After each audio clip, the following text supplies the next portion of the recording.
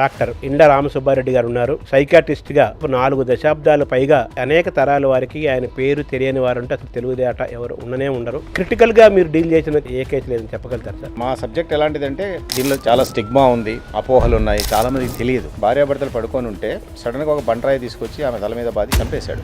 ఆఖరికి అనుమానం ఎంతవరకు వెళ్ళిందంటే పిల్లలు కూడా నాకు పుట్టలేదు, ఈ అనుమానాలు, భ్రమలు, భ్రాంతులు ఇవన్నీ కలిగి ఊహించుకుంటారు. ఇంట్లో నుంచి సడన్గా ఒక అమ్మాయి వెళ్ళిపోయింది, గంజాయి మత్తు మందులకు అలవాటు పడ్డం. ఆ అమ్మాయి ఒక పోలీస్ అధికారి యొక్క కూతురు. మామూలుగా దయ్యం పడితే భూత వైద్యుడు, మంత్ర వైద్యుడి దగ్గర తీసుకెళ్తారు, కానీ మొండి దయ్యాల కేసు మా దగ్గరికి వస్తుంటాయి. ఆ మెదడు ఫంక్షనింగ్ లో ఏ తేడా వచ్చినా ఆ మనిషి యొక్క ప్రవర్తన తేడా వస్తుంది. కాబట్టి మనసుకు మూలం మెదడే. మానసిక ఆరోగ్యం అంటే అసలు ఏంటి సార్? దాని ఫ్యామిలీ మెంబర్స్ కావచ్చు, మీ ఆఫీస్లో పనిచేసే వాళ్ళు కావచ్చు, మీ స్టూడెంట్స్ కావచ్చు, మీ బాస్ కావచ్చు, వాళ్ళతో కూడా మీరు ఏది శాశ్వతమైన ఆనందము, ఏది ది బెస్ట్ ఆనందం, ఆనందాన్ని ఎలా డిఫైన్ చేయాలి? కెన్ మనీ బై హ్యాపీనెస్ అని. డబ్బులున్న వాళ్ళందరూ హ్యాపీగా ఉన్నారా ఈ ప్రపంచంలో? లేదు. మనందరికీ తెలుసు మన ఇండియా 146 దేశాల్లో ప్రతి సంవత్సరం హ్యాపీనెస్ ఇండెక్స్లో 126 స్థానంలో ఉంది. అంటే మనకంటే 120 దేశాలు మనకంటే సంతోషంలో ఎక్కువగా ఉన్నారు. ఫిన్లాండ్ చెప్తారు. ఎగ్జాక్ట్లీ. ఏ మనిషి అయినా జీవితంలో పైకి రావాలి అంటే, సక్సెస్ కావాలంటే he has to make a balance between work and enjoyment. Mobile addiction అనేది ఇప్పుడు మొబైల్ ఒకటి, వాట్సాప్ ఒకటి, ఇన్స్టాగ్రామ్ ఒకటి, ఫేస్బుక్ ఒకటి, లేదా పోర్నోగ్రఫీ, బ్లూ ఫిల్మ్లు చూడడం ఒకటి. సంవత్సరం పాపకు పాలు దాపించాలంటే కూడా ఒక వీడియో చూపిస్తూ ఉంటారు. అవును, ఆ వీడియో చూపిస్తే వీడియో చూడకపోతే పాలు తాగదు. భయాలు ఉంటాయి, రకరకాల భయాలు, మృత్యు భయాలు ఉంటాయి కొంతమందికి. ఇంకా ఎగ్జామినేషన్ హాల్కి వస్తానే, గంట కొడతానే క్వశ్చన్ పేపర్లు అన్నీ తెలిసినట్టే ఉంటాయి, కానీ ఏది గుర్తుకు రాదు. మైండ్ బ్లాంక్ అవుతుంది. అంటే అన్నీ తెలుసు, అంటే మైండ్ పనిచేయదు. చాలా మంది మంచి స్టూడెంట్స్ కూడా ఫెయిల్ అవుతుంటారు. ప్రేమ పెళ్లిళ్ళు ఎక్కువ అవుతున్నాయి, వాళ్ళ బంధం ఎక్కువ కాలం నిలబట్టలేదు. ప్రేమించి డేటింగ్ అని, తిరిగి పార్టీలని, ఫ్రెండ్షిప్ అని ఎక్స్చేంజ్ చేసుకుని అన్నీ చేసి ఒకరినొకరు తెలుసుకున్న తర్వాత ఎందుకు విడాకులు?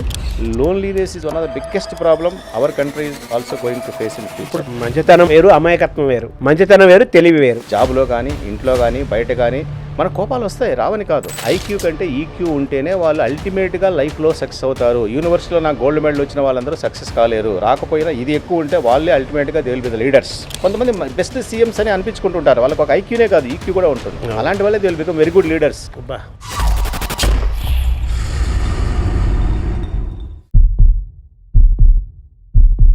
నమస్కారం. మనతో పాటు డాక్టర్ ఇండ్ల రామసుబ్బారెడ్డి గారు ఉన్నారు. డాక్టర్ ఇండ్ల రామసుబ్బారెడ్డి గారు అంటే సైకాట్రిస్ట్గా చాలా ప్రఖ్యాతులు. దాదాపు 4 దశాబ్దాలు పైగా అన్ని తరాల వారికి, అనేక తరాల వారికి ఆయన పేరు తెలియని వారు అంటే అసలు తెలుగుదేట ఎవరు ఉండనే ఉండరు. అటువంటి డాక్టర్ రామసుబ్బారెడ్డి గారు, వాళ్ళ ఇంటి పేరు ఇండ్ల, పేరు తగ్గట్టుగానే అనేక మంది ఇళ్లల్లో ఒక వెలుగుని, ఒక ఆనందాన్ని ఇచ్చారు, ఒక మానసికమైన ఆరోగ్యాన్ని ఇచ్చారు. అటువంటి డాక్టర్ రామసుబ్బారెడ్డి గారి ద్వారా మనం అనేక విషయాలు తెలుసుకుందాము. నమస్కారం. నమస్కారం అండి శర్మ గారు. Sir thank you for inviting me for your programme. మీరు మామూలుగా ఇండ్ల అంటే ఇల్లు అంటారు కదా, చాలామంది ఇళ్లలో, మీరు కొన్ని వేల లక్షల మంది ఇళ్లలో మీరు వెలుగులు నింపారు మానసికమైన వైద్యంలాగా. అయితే మీరు లక్షల కేసులు, రకరకాల కేసులు కూడా చూస్తుంటారు. అవును కదా. మీ అనుభవంలో బాగా క్రిటికల్గా మీరు డీల్ చేసిన చెప్పాలంటే ఒకటి రెండు ఏ కేసు లేదని చెప్పగలుగుతారు సార్? నిజంగా శర్మ గారు, నేను దాదాపు 45 సంవత్సరాల పైగా ఈ ఫీల్డ్లో ఉన్నాను మానసిక డాక్టర్గా. అంటే కొన్ని వేల కేసులు చూసి ఉంటాము, కానీ రకరకాల అనుభవాలు అన్నీ వస్తూ ఉంటాయి, రకరకాల అవన్నీ ఉంటాయి. అంటే ఏంటంటే మా సబ్జెక్ట్ ఎలాంటిదంటే దీనిలో చాలా స్టిగ్మా ఉంది, అపోహలు ఉన్నాయి, చాలామందికి తెలియదు. సైకియాట్రీ అంటే ముందేదో మెంటల్, పిచ్చి అనే ఒక భయపడతారు మా దగ్గర రావాలంటే. నేను దాదాపు 42 ఏళ్ళ కింద విజయవాడలో ప్రాక్టీస్ స్టార్ట్ చేసినప్పుడు అసలు మొదట్లో ఎవరు పెద్దగా వచ్చేవాళ్ళు కాదు, ఎందుకంటే ఇక్కడికి వస్తే మెంటల్ డాక్టర్ అనుకుంటారు చెప్పేసి. కానీ నిజంగా చెప్పండి, కొన్ని వాస్తవ సంఘటనలు మనం సినిమాల కంటే ఇంకా విచిత్రంగా ఉంటాయి. అలాంటి ఒక చిన్న ఉదాహరణ చెప్పాలంటే, ఒకసారి ఒక వ్యక్తిని మా దగ్గర తీసుకొచ్చారు. ఆయన పోలీసులు అరెస్ట్ చేశారు. ఏంటంటే రాత్రి భార్యాభర్తలు, ఆయన వయసు కూడా 55 సంవత్సరాలు, భార్యాభర్తలు పడుకొని ఉంటే సడన్గా ఒక బండరాయి తీసుకొచ్చి ఆమె తల మీద బాధి చంపేశాడు. ఎవరికేం తెలియదు ఎందుకు చేశాడో. తర్వాత పోలీసులు ఇన్వెస్టిగేషన్ చేసి అతనికి ఏదో కొంచెం మానసిక తేడా ఉందనే తెలిసింది. సరే, ఆ కాలంలో పెద్దగా, ఇది ఎప్పుడో దాదాపు 35 ఏళ్ల కింద జరిగిన సంఘటన. అప్పుడు పోలీసులు పెద్దగా ఈ సైకియాట్రిస్టులు ఇట్లా, నేనే ఉన్నాను విజయవాడలో అప్పుడు. సరే, నా దగ్గరికి పోలీస్ డిపార్ట్మెంట్ వాళ్ళు వచ్చి మీరు తను ఎగ్జామ్ చేసి అంటే తెలిసిన వాస్తవం అంటే నిజంగా చాలా వింతగా ఉంటుంది. ఆయనకు భార్య పైన అనుమానం. ఏమని? ఆమె వయసు కూడా 52, 53 ఉంటాయి. గత 2 ఏళ్ల నుంచి ఆమె శీలాన్ని శంకించడము, ఆమె ఎవరితోనో సంబంధం పెట్టుకుందని అనుమానిస్తున్నాడు. ఆమెను చాలా సతాయించాడు. పాపం ఆమెకి ఏం తెలియదు వాస్తవానికి. షీఈ్ వెరీ గుడ్. ఈయనకు అది అనుమానం. అది బయట వాళ్ళకి చూస్తే ఆయన చాలా బాగానే ఉంటాడు, కానీ ఇంట్లో వరకే పరిమితం. ఆఖరికి అనుమానం ఎంతవరకు వెళ్ళిందంటే పిల్లలు కూడా నాకు పుట్టలేదు అనే స్టేజ్కి వెళ్ళాడు. కానీ పిల్లలు కూడా ఎవరికి ఆమె చెప్పుకోలేదు. ఈ అనుమానంతో ఆయన ఆఖరికి ఎలాంటి ఆలోచన వచ్చిందంటే ఆమెను ఒక రాత్రి చెప్పినట్టుగా హత్య చేశాడు. అందరూ ఉన్నారు మర్డర్ చేశాడు కాబట్టి అక్కడే తమాష ఏంటి, మర్డర్ చేసిన పారిపోతారు, ఆయన పారిపోకుండా అలాగే కూర్చున్నాడు తెల్లవారిన తర్వాత. అందరూ వచ్చి చూసిన తర్వాత పోలీసులు అరెస్ట్ చేయడం. విషయం ఏమిటంటే ఇది కూడా ఒక మానసిక జబ్బు, రుగ్మత. ఇది చాలామందికి తెలియదు. దీన్ని డెల్యూజనల్ డిసార్డర్ అంటారు. ఇంకా చెప్పండి ఒథెల్లో సిండ్రోమ్ అంటారు. షేక్స్పియర్ అద్భుతమైన నవల ఒథెల్లో మనందరికీ తెలుసు. ఒథెల్లోలో కూడా డెస్డిమోనా ఇస్ ద హీరోయిన్, ఒక రాజు కూతురు, మీ అందరికీ తెలుసు. ఆమె సేనాని లవ్ చేస్తుంది. కానీ ఆ ఒథెల్లోకు ఒకసారి అనుమానం వస్తుంది. ఈమె ఫ్రెండ్ వచ్చి బెడ్రూమ్లోకి వచ్చి వెళ్ళిపోయిన తర్వాత కర్చీప్ అక్కడ పడి ఉంటుంది ఆ ఫ్రెండ్ది. అది చూసి ఈ ఒథెల్లోకి అనుమానం వచ్చి ఆమె తర్వాత గొంతు పిసికి చంపేస్తాడు. అదొక స్టోరీ అనుకోండి. అందుకనే దీనికి కూడా అంటే అనవసరంగా భార్యశీలాన్ని భర్తశీలాన్ని భార్య శంకించి అనుమానించడం అనేది ఒథెల్లో సిండ్రోమ్గా మా వైద్యశాస్త్రంలో అంటారు. అది ఒక మానసిక రుగ్మతని ఎవరికి తెలియదు. ఇది ఎందుకు వస్తుంది అంటే మెదడులో కొన్ని రసాయనిక పదార్థాలు, ముఖ్యంగా డోపమిన్ అని కొన్ని రసాయనిక పదార్థాలు ఉంటాయి. మనకు బ్లడ్లో షుగర్ ఆ డోపమిన్ యొక్క సమతుల్యంలో తేడాలు వచ్చినప్పుడు కొంతమందికి లేనిపోని ఈ అనుమానాలు, భ్రమలు, భ్రాంతులు ఇవన్నీ కలిగి ఊహించుకుంటారు. వాళ్ళ వరకు అది నిజమే, మనకు తెలుసు అది నిజం కాదని, కానీ వాళ్ళకి మాత్రం అది నిజమే. ఇంకా కొంతమందికి చెవిలో మాటలు వినపడుతూ ఉంటాయి, నీ భార్య మంచిది కాదు, అలాంటిది ఆకాశవాణిలాగా. సో ఇది ఒక విచిత్రమైన అంటే రేర్ కేసు. ఆ కాలంలో నేను డీల్ చేశాను. తర్వాత అతనికి వైద్యం చేశాము. తర్వాత అతనికి అంటే మానసిక జబ్బు ఉంది అంటే పనిష్మెంట్ కూడా తగ్గుతుంది. నిజంగా అయితే చాలా పెద్ద పనిష్మెంటే వచ్చేది. కానీ అతనికి మానసిక జబ్బు ఉంది, ఎవరికి తెలియదు, ట్రీట్మెంట్ చేయాలంటే అలాంటి వాళ్ళు ఏం చేస్తుందంటే కోర్టు కూడా సానుభూతితో అతనికి జైలుకు పంపించకుండా మెంటల్ హాస్పిటల్కి పంపిస్తారు. కొంత శిక్ష వేసి మెంటల్ హాస్పిటల్ ట్రీట్మెంట్ చేసి ఆ విధంగా రిలీజ్. ఇలాంటి కేసులు చాలా వస్తూ ఉంటాయి. దాంట్లో ఇది ఒక మచ్చుతనక. ఇంకా ఇలాంటి రకరకాల కేసులు అంటే మోస్ట్ అద్భుతాలు జరిగాయి. అదే భార్యాభర్తల విషయమే కాకుండా అడల్సెంట్స్ ఇలాంటి జరిగేది. కొంతమంది ఇంట్లో నుంచి సడన్గా ఒక అమ్మాయి వెళ్ళిపోయింది చెప్పకుండా. ఆ అమ్మాయి వెళ్ళిపోయి ఏంటంటే ఒక ఫ్రెండ్స్తో కలిసి ఎక్కడెక్కడో తిరిగి గంజాయి మత్తు మందులకు అలవాటు పడ్డము. ఆ అమ్మాయి ఒక పోలీస్ అధికారి యొక్క కూతురు. ఆయన పోలీస్ అధికారి కాబట్టి ఎక్కడో ట్రేస్ చేశాడు, పట్టుకున్నాడు. అంటే చిన్న వయసులోనే కాలేజ్ డేస్లోనే కొంతమంది ఇలాంటి డ్రగ్స్ ఇలాంటి వాటికి అలవాటు పడి దానివలన ఒక పీర్ గ్రూప్లో గ్యాంగ్లో చేరి ఇలా తిరగడము, తర్వాత అమ్మాయిని తీసుకురావడము. తర్వాత అమ్మాయి వైద్యానికి ఒప్పుకోదు, నాకేమైంది నేను నార్మల్ అంటుంది. వైద్యం చేసిన తర్వాత మళ్ళీ మామూలు అయిపోయింది. అంటే కేవలం మెంటల్ పిచ్చనే కాకుండా ఇలాంటి మాదక ద్రవ్యాలకు మత్తు పదార్థాలకు అలవాటు పడడం కూడా మా శాస్త్రం కిందే వస్తుంది. అలాంటి వాళ్ళు కూడా మేము వైద్యం చేస్తుంటాం. అంటే ఇలాంటివి కొన్ని కుటుంబాలు నిలబడ్డము ఇలాంటివి. ఇంకా కొంతమంది ఇంకోటి చెప్తాను. ఒక ఆమె పాపం ఎప్పటి నుంచో పిల్లలు లేరు. 10 ఏళ్ల తర్వాత ఒక పాప పుట్టింది. పాప పుట్టిన తర్వాత ఒక 10 రోజులకు 15 రోజులకు ఏదో జబ్బు చేసి పాప చనిపోయింది. ఇన్నాళ్ళు ఎదురు చూసిన పాప పుట్టి మళ్ళీ వితిన్ 10-15 డేస్లో పాప హెల్త్ బాగాలేక చనిపోయింది. ఆమె కళ్ళ ముందరే పాపను తీసుకెళ్లారు శ్మశానం. అవన్నీ చూసింది. కానీ ఆమె తీసుకెళ్ళేటప్పుడు ఎలాంటి రియాక్షన్ లేకుండా మామూలుగా ఏడుస్తారు కదా తల్లి, అలాగే నిశ్చేష్లాగా అలా ఉండిపోయింది. అంతా అయిపోయింది, వచ్చేసారు. వచ్చిన తర్వాత 2 రోజుల నుంచి నా పాప ఎక్కడుంది అంటే పాప బతికున్నట్టే మన జీవనజ్యోతి సినిమాలో కూడా ఇలాంటి సీనే ఉంటుంది. అది నిజంగా కూడా జరిగింది సినిమాలో, అది నిజంగా జరిగింది. నేను డీల్ చేసిన కేసు. నా పాపను ఎక్కడుంది తీసుకురండి, మీరు ఎక్కడో దాచిపెట్టారంటుంది. ఎంత చెప్పినా వినది. అమ్మ నీ కళ్ళు చనిపోయింది అంటే లేదు మీరు అబద్ధం చెప్తారు అంటే ఏంటంటే డినయల్. అంటే ఏంటంటే తన పాప చనిపోయింది అని ఆమె యాక్సెప్ట్ చేయడం అనేది తన మనసు భరించలేదు. కాబట్టి బతికే ఉంది అనుకుంటే ఆమె మనసు కొంచెం ఊరట ఉంటుంది. కానీ ఎన్నాళ్ళని ఉంటుంది ఇంట్లో వాళ్ళందరూ ఇలా. కాబట్టి ఆమెను మెల్లగా ట్రీట్మెంట్ చేసి ఆ విధంగా చేశాం. ఇంకో కేసు ఏంటంటే ఒక భార్యాభర్తల కేసు. ఒక ఆవిడను దయ్యం పట్టింది చెప్పి తీసుకొచ్చారు. ఈ దయ్యాలు పూనకాలు మనం గ్రామీణ ప్రాంతాల్లో ఎక్కువ చూస్తూ ఉంటాం. అర్బన్ ఏరియాస్లో చదువుకున్న వాళ్ళు కొంచెం తక్కువ. మామూలుగా దయ్యం పడితే భూత వైద్యుడు మంత్రవైద్యం దగ్గర తీసుకెళ్తారు. వీళ్ళు కూడా అలాగే తీసుకెళ్లారు. తాయెత్తులు కట్టిండము లేకపోతే గుళ్ళ చుట్టూ ఇవన్నీ మామూలు జరుగుతాయి. చాలా వరకు దయ్యాలు అక్కడ వెళ్ళిపోతాయి కూడా. కానీ మొండి దయ్యాల కేసులు మా దగ్గరికి వస్తుంటాయి. మాకు తెలుసు ఇది నిజంగా దయ్యాలు లేవు, భూతాలు లేవు. ఇది ఒక రకమైన మా భాషలో పొసెషన్ స్టేట్ అంటారు, లేదా హిస్టరికల్ డిసోసియేషన్ అంటారు. అది టెక్నికల్ టర్మ్. అది మాకు తెలుసు కాబట్టి నిజంగా దయ్యం లేదు. కానీ డైరెక్ట్గా దయ్యం లేదని చెప్తే అది జబ్బు మనకు కావాల్సింటే ఆమె బాగుపడాలి. అందుకని అయ్యా నీకు దయ్యం లేదు ఇదంతా అపనమ్మకం అంటే అది ఉపయోగం లేదు కదా. కాబట్టి వాళ్ళని అడ్మిట్ చేసి ఒక 2 వారాల పాటు మా దగ్గర ఉంచాం. తెలిసిన విషయం ఏమిటంటే ఈయన లారీ డ్రైవరు భర్త. ఈ లారీ డ్రైవరు నెలకు 10 రోజులు 20 రోజులు కలకత్తా అస్సాం అటు వెళ్తూ ఉంటాడు డ్యూటీ మీద. అతనికి ఎవరితోనో పరిచయం అయింది, వివాహేతర సంబంధం పెట్టుకున్నాడు. అతను వచ్చిన తర్వాత కూడా డ్యూటీ నుంచి ఇంటికి రాకుండా ఇంకొక వ్యక్తి దగ్గరికి వెళ్ళడం, అక్కడే ఉండడము, డబ్బులు ఇవ్వడం ఏం జరిగాయి. పాపం భార్యకు తెలిసి చాలా రోజులు ప్రాధేయపడింది, బ్రతిమలాడింది. ఆమె ప్రయత్నాలన్నీ చేసింది భార్యగా తన భర్తను అటువైపు వెళ్లకుండా మామూలుగా చేసుకోవాలి. కానీ వాడు వినలా. చివరికి ఉన్నట్టుండి ఒకరోజు వాళ్ళ అత్తగారు ఎప్పుడో చనిపోయారు. అంటే లారీ డ్రైవర్ అమ్మగారు ఎప్పుడో చనిపోయారు 10 ఏళ్ల కిందట. సడన్గా ఒకరోజు ఉన్నట్టుండి వాళ్ళ అత్తగారి ఒంట్లోకి ప్రవేశించారు దయ్యంలాగా, పూనకంలాగా. వచ్చి ఆమె పేరు చెప్పడము, ఒక రోజుకు 2-3 సార్లు అలా రావడం, వచ్చినప్పుడు ఒక 10-20 నిమిషాలు ఆ దయ్యం స్టేజ్లోనే ఉంటుంది. నేను పలానని ఆమె పేరు చెప్పడము. కొడుకును ఇప్పుడు ఈమె ఏమనాలి, భర్తను పిలదు, కొడుకులాగా పిలుస్తుంది. అరే వెధవా ఏం చేస్తున్నావు నువ్వు, కోడలికి అన్యాయం చేస్తున్నావు, నువ్వు ఎక్కడ కూడా తిరుగుతున్నావు, నీ అంత చూస్తాను అది అని చెప్పేసి వాళ్ళ అమ్మలాగా మాట్లాడేది. ఆయనకి అమ్మ, ఈవిడికి అత్తగారు. కానీ ఆ టైంలో అత్తని పిలవదు, ఆ టైంలో ఆమెను కొడుకులాగా పిలుస్తుంది.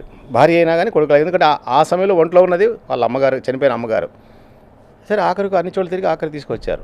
మాకు తెలుసు ఇలా ఎలా డీల్ చేయాలో. మా దాంట్లో ఉంచి కొంచెం సైకలాజికల్ కౌన్సిలింగ్, సైకలాజికల్ అనాలిసిస్ ఇవన్నీ మేము చేసి తెలుసు. అసలు విషయం ఏంటంటే, అదే నేను చెప్పినట్టుగా అతనికి వేరే వాళ్ళతో సంబంధం అనేది అప్పుడు తెలిసింది. ముందు అడుగు ఏదైనా సమస్యలు ఉన్న వాళ్ళకి దయ్యాలు భూతాలు వస్తాయి, ఏదైనా మరి మనసు తట్టుకోలేని సమస్యలు. మేము వచ్చినప్పుడు అడిగితే అబ్బాయి ఏం లేవండి, మేము చాలా హ్యాపీగా ఉన్నామని చెప్పారు. ఇద్దరు కూడా బయటికి చెప్పుకోలేదు కదా, ఆమె కూడా అంత ఈజీగా. మా పరిశీలనలో, మా అనాలిసిస్లో బయటపడింది అతనికి ఇలాంటి ఉందని. అప్పుడు తెలిసింది. విషయం ఏమిటంటే, ఇక్కడ సైకో డైనమిక్స్ అంటారు. సైకలాజికల్ ఏంటంటే, ఆమె చేతనైనంత ప్రయత్నం చేసి మార్చుకోలేకపోయింది భర్తను. ఆఖరికి ఏం చేసింది, వాళ్ళ తల్లిలాగా వచ్చి నీ అంతు చూస్తాను, నువ్వు ముందులాగా, అంటే భార్యలో ఆయన తల్లి ప్రవేశించి నువ్వు భార్యను సరిగ్గా చూసుకోవడం లేదు, లేదా నేను కూడా తీసుకెళ్ళిపోతాను నాతో పాటు అని చెప్పేసి బెదిరించి చేస్తే అలా మాట్లాడేది. మళ్ళీ మామూలు అయిపోయేది. మామూలు అయిపోయినాక ఏంటి ఇలా చేశాడు నాకేం తెలియదు అనేది యామ్నీషియా అంటారు దీనికి. అంటే టోటల్గా అవన్నీ మర్చి నేను మామూలుగానే ఉన్నాను. ఆమెకు కావాల్సింది ఏంటంటే, ఇప్పుడు అడ్మిట్ చేసిన తర్వాత మేము ఇవన్నీ తెలుసుకొని భర్తకు చెప్పాం. అయ్యా ఇది పరిస్థితి అంటే, అవును సార్ కరెక్టే సార్, నాకు ఇట్లా అలవాటైంది, ఎప్పటి నుంచో ఉంది, కాదే నీ భార్యకు వచ్చిన మానసిక రుగ్మత అది ఇలా వచ్చింది, కాబట్టి నువ్వు మంచిగా ఉండాలి అంటే. ఆమె కావాల్సింది ఏంటంటే, ఇన్నాళ్ళు ఆమె ఎన్ని ప్రతిలాన్ని ఇంట్లో టైం స్పెండ్ చేసేవాడు. ఇప్పుడు ఈ 2 వారాలు భార్యను కనిపెట్టుకొని ఉండేవాడు హాస్పిటల్లో. ఆయనే అన్నం పెట్టేవాడు, ఆయనే మందులు వేసేవాడు, పక్కన అలాగే పడుకునేవాడు. అంటే ఆమె ఇన్నాళ్ళుగా కోల్పోయిన భర్త ప్రేమను ఈ 2 వారాలు మన హాస్పిటల్లో ఆమె పొందింది. That she wanted. అండ్ ఆ అటెన్షన్, లవ్ భర్త నుంచి ఇంకా వాడు అంటే నిజంగా ఇప్పుడు భయపడిపోయాడు. నా భార్యకి ఏమైపోతుందో ఇన్నాళ్ళు లేని భయం వచ్చింది. సార్ మీరు ఎలాగైనా నా భార్యను కాపాడండి సార్ అని. అంటే ఇది సినిమా చూసేదానికి ఒక కథలాగా ఉంటుంది. మా దగ్గరికి వచ్చేవన్నీ ఇలాగే ఉంటాయి. కాబట్టి అవన్నీ చెప్పి ఇద్దరి మధ్యన ఒక అండర్స్టాండింగ్, కౌన్సిలింగ్ చేసి అతని కొంత మానసికంగా మార్పు తీసుకొచ్చి చెప్పిన తర్వాత బాగుపడ్డారు. తర్వాత 5-6 నెలలు మళ్ళీ ఫాలోఅప్కి వచ్చారు. అంటే నేను ఏంటంటే, ఇలాంటి రకరకాల అంటే మిగతా వైద్యానికి మాకేంటే మిగతా కడుపు నొప్పి, జ్వరము, గుండె నొప్పి, క్యాన్సర్ కాదు, జీవిత సమస్యలు, లైఫ్ ప్రాబ్లమ్స్, జీవితంలో జరిగే ఇవన్నీ కూడా మేము చూస్తూ ఉంటాం. కాబట్టి ఇలాంటివి ఎక్కువ డీల్ చేస్తూ ఉంటాం. కాబట్టి దీంట్లో కొన్ని ఆత్మహత్య ప్రయత్నం చేసేవాళ్ళు, రకరకాల కేసులు, పిల్లల గొడవలు కానీ, అత్తాకోడళ్ళ సమస్యలు కానీ, భార్యాభర్తల సమస్యలు కానీ, విడాకులు, ఇవన్నీ కూడా మా ప్రాక్టీస్లో చేస్తూ ఉంటాం. కాబట్టి ఇవన్నీ చెప్పుకుంటూ పోతే మనం చాలా ఎగ్జాంపుల్స్ చెప్పుకోవచ్చు. అంటే ఈ కీలకంగా చెప్పాలంటే పెక్యులర్గా ఉండేవి ఉంటాయి చాలా ఉంటాయి. అదే పెక్యులర్ ఏమన్నా మీరు ఫేస్ చేస్తారు ఇంతవరకు కేసు? పెక్యులర్ అంటే మా పైన ఒక్కోసారి కంప్లైంట్ ఇస్తూ ఉంటారు పేషెంట్లు. అంటే వాళ్ళు ఇదానికి మానసిక జబ్బుని తీసుకొచ్చి అడ్మిట్ చేస్తారు. వాళ్ళు కొంచెం అనుమానాలు ఇవన్నీ ఉంటాయి. వాళ్ళ అమ్మా నాన్న తీసుకొస్తారు అబ్బాయిని, సార్ మా వాడి మధ్య కొంచెం వింతగా ప్రవర్తిస్తారు, ఒక్కడు కూర్చొని మాట్లాడుకుంటున్నాడు, తనలో తాను నవ్వుకుంటున్నాడు, ఏదో మేమంతా కలిసి ఏదో చేసామంటున్నారు, ఎవరు మాట్లాడినా నా గురించి అంటున్నాడు అని చెప్పేసి ఇలా అంటూ ఉంటారు. చేసి తీసుకొస్తే అతను ముఖ్యమంత్రికి, గవర్నర్కు, ప్రధానమంత్రికి, రాష్ట్రపతికి, హైకోర్టు అందరికీ లెటర్స్ రాశాడు.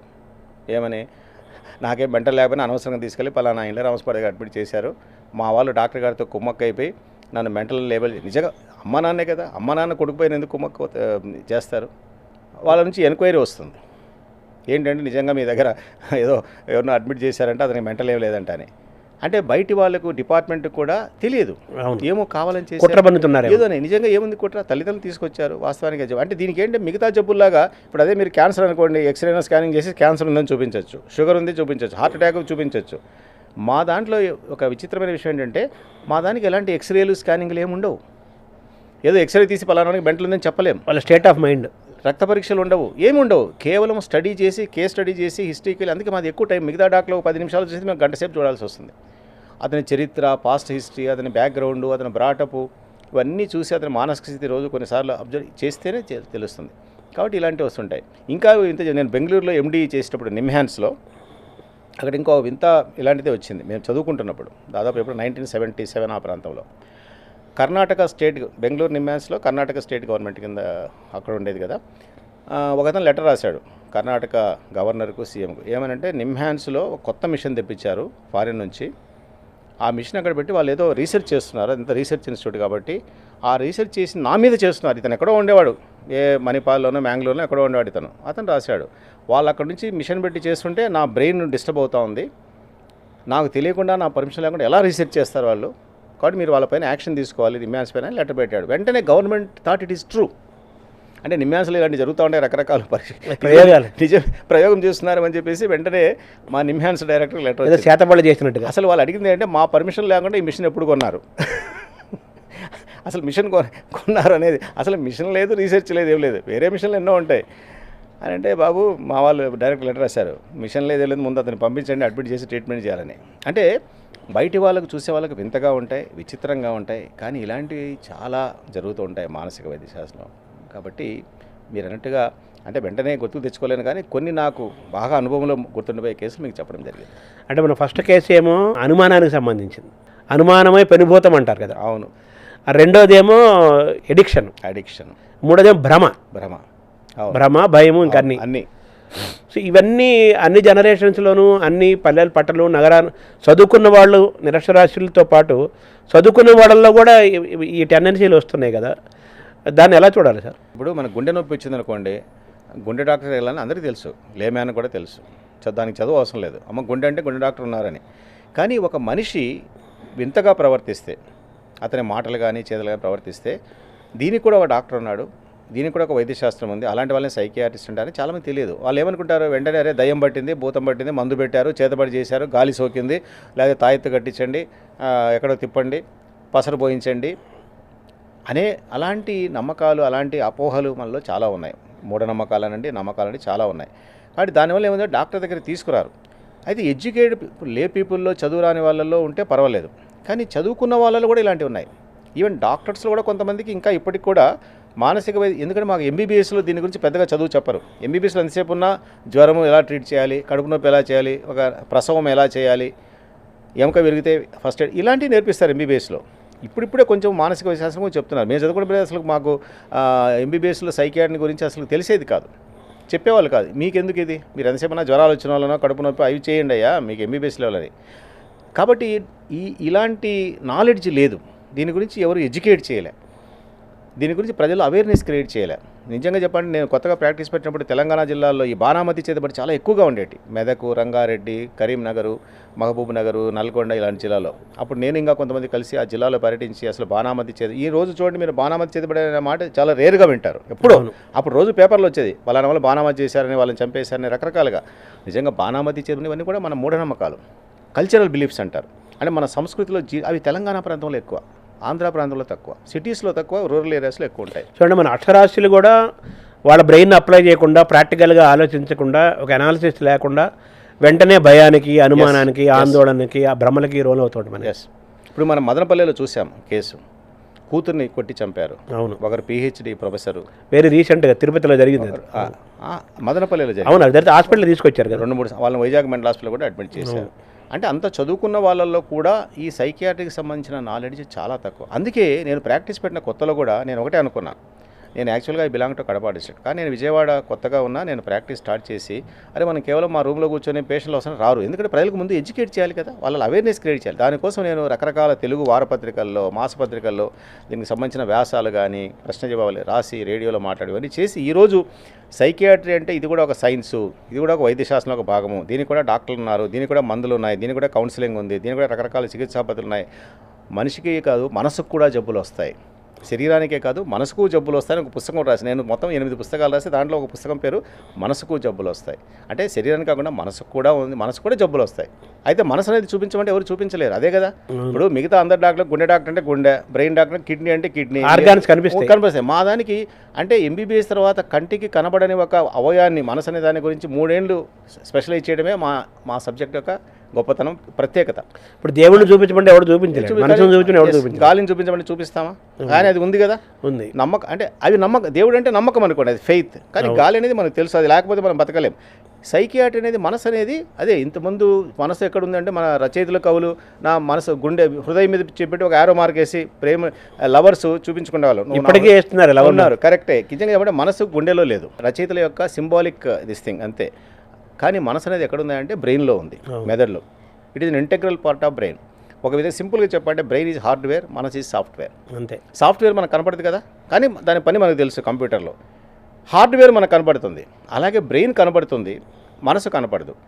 అది ఎలా రీసెర్చ్ వల్ల తెలిసింది. ఎలా తెలిసింది? ఎవరైనా కింద యాక్సిడెంట్ అయ్యి పడ్డాడు అనుకోండి, కోమాలోకి వెళ్తాడు, మెలకు వచ్చిన తర్వాత దానికి జ్ఞాపశక్తి పోతుంది. అంటే మెదడులో ఈ ఏరియాలో టెంపరల్ ఏరియా అంటారు, ఈ భాగం దెబ్బతింటే జ్ఞాపశక్తి పోవచ్చు.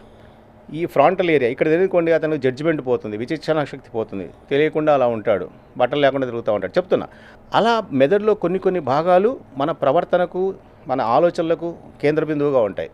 కాబట్టి మెదడు దెబ్బతింటే మనసు కూడా డిస్టర్బ్ అవుతుంది.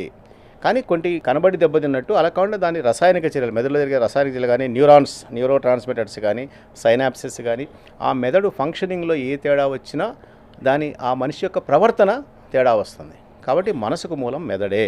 అయితే మెదడు కంటికి కనబడుతుంది, కానీ మనసు కనపడదు. కానీ కనపడకుండా తన చర్యలు మనకు కనబడుతూ ఉంటాయి. అదే సాఫ్ట్వేర్ హార్డ్వేర్ అన్నారు. ఎగ్జాక్ట్లీ, అంతే. అది సింపుల్. మానసిక ఆరోగ్యం అంటే అసలు ఏంటి సార్, దాన్ని హౌ టు డిఫైన్? అంటే చాలామంది ఏమంటే మీకు ఇప్పుడు మెంటల్ లేదు, the absence of mental disease not equal to mental health. నాకు పిచ్చి లేదండి, నేను ఎప్పుడూ డాక్టర్ గారి దగ్గరికి వెళ్ళలేదు, ఐఎమ్ ఆల్ రైట్ అంటే నో, ఇట్ ఈస్ రాంగ్. అంటే the absence of mental disease not equal to having mental health.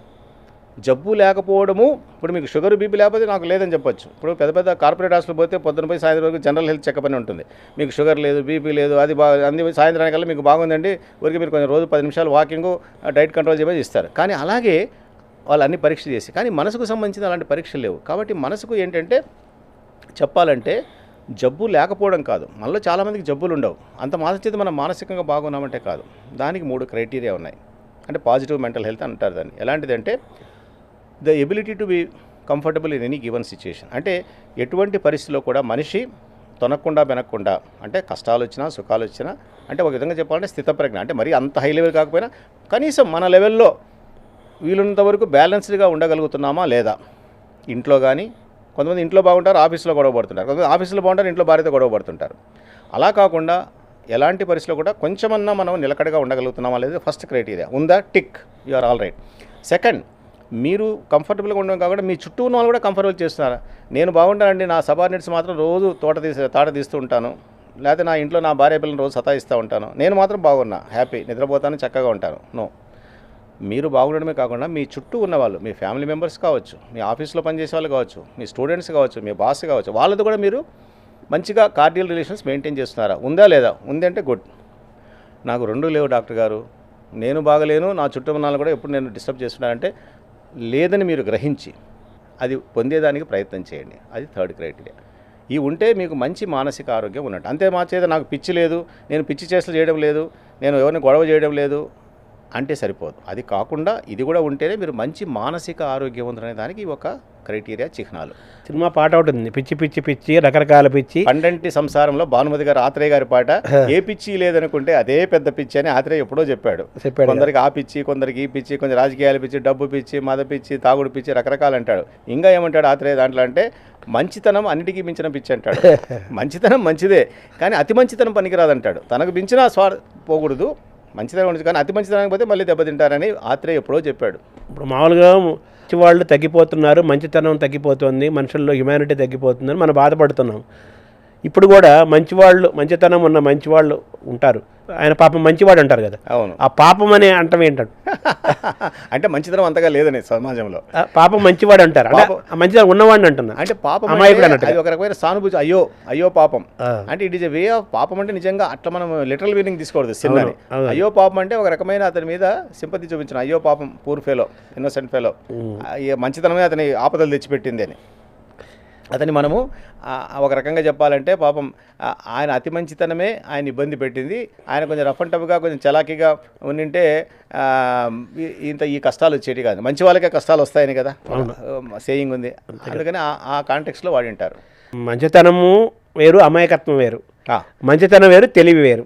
అమాయకత్వం అంటే ఇన్నోసెన్స్, అంటే లెక్కలు సరిగా రావు, చదువు సరికోలేడు, ఏదైనా సిచ్యువేషన్ వస్తే నలుగురిలో అడ్జస్ట్ కాలేడు, అది అమాయకత్వం. లోకం దోకాన్ని తెలుసుకోవాలి. అమాయకుడు. ఇప్పుడు స్వాతిముత్యంలో కమల్ హాసన్ ఉన్నాడు, ఆయన అమాయకుడే, కానీ అతనిలో హ్యూమానిటీ ఉంది, మంచితనం ఉంది, మానవత. ఎందుకు?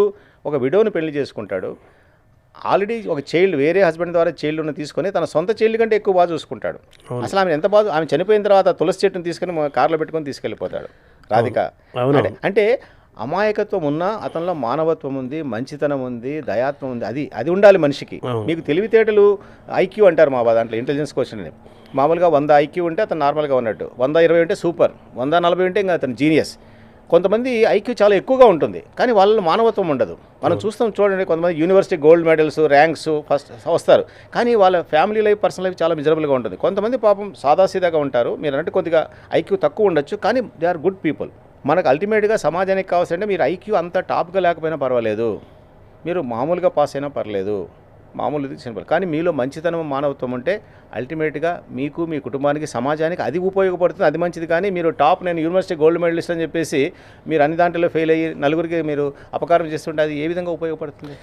Highest levels of IQ and highest levels of మంచితనం రెండు ఉన్న వాళ్ళు ఉంటారా? ఉంటారు. ఎందుకుంటారు?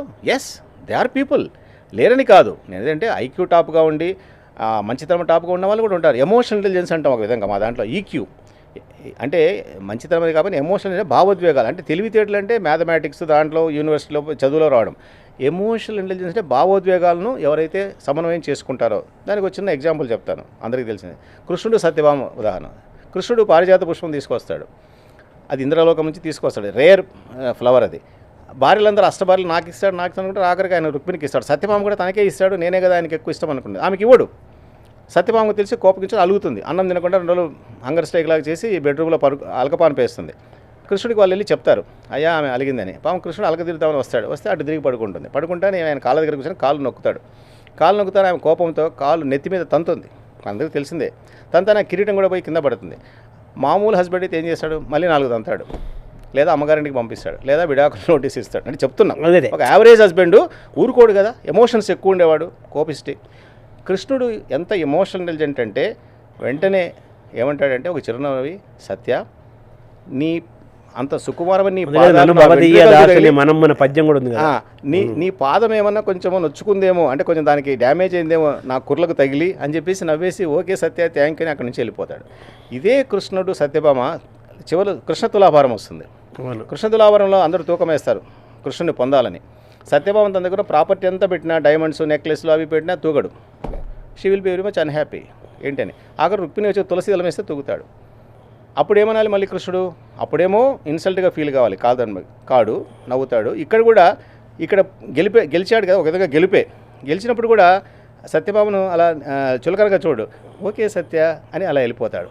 అంటే ఏంటంటే ఒక వ్యక్తి అలాంటి సిచ్యుయేషన్లో కానీ, ఇన్సల్టింగ్ సిచ్యుయేషన్లో కానీ, విన్నింగ్ సిచ్యుయేషన్లో కానీ ఎవరైతే తన యొక్క ఎమోషన్స్ను కోల్పోకుండా బ్యాలెన్స్ చేసుకుంటాడో అతను ఎక్సలెంట్గా లైఫ్లో డీల్ అది మనకు కూడా వర్తిస్తుంది.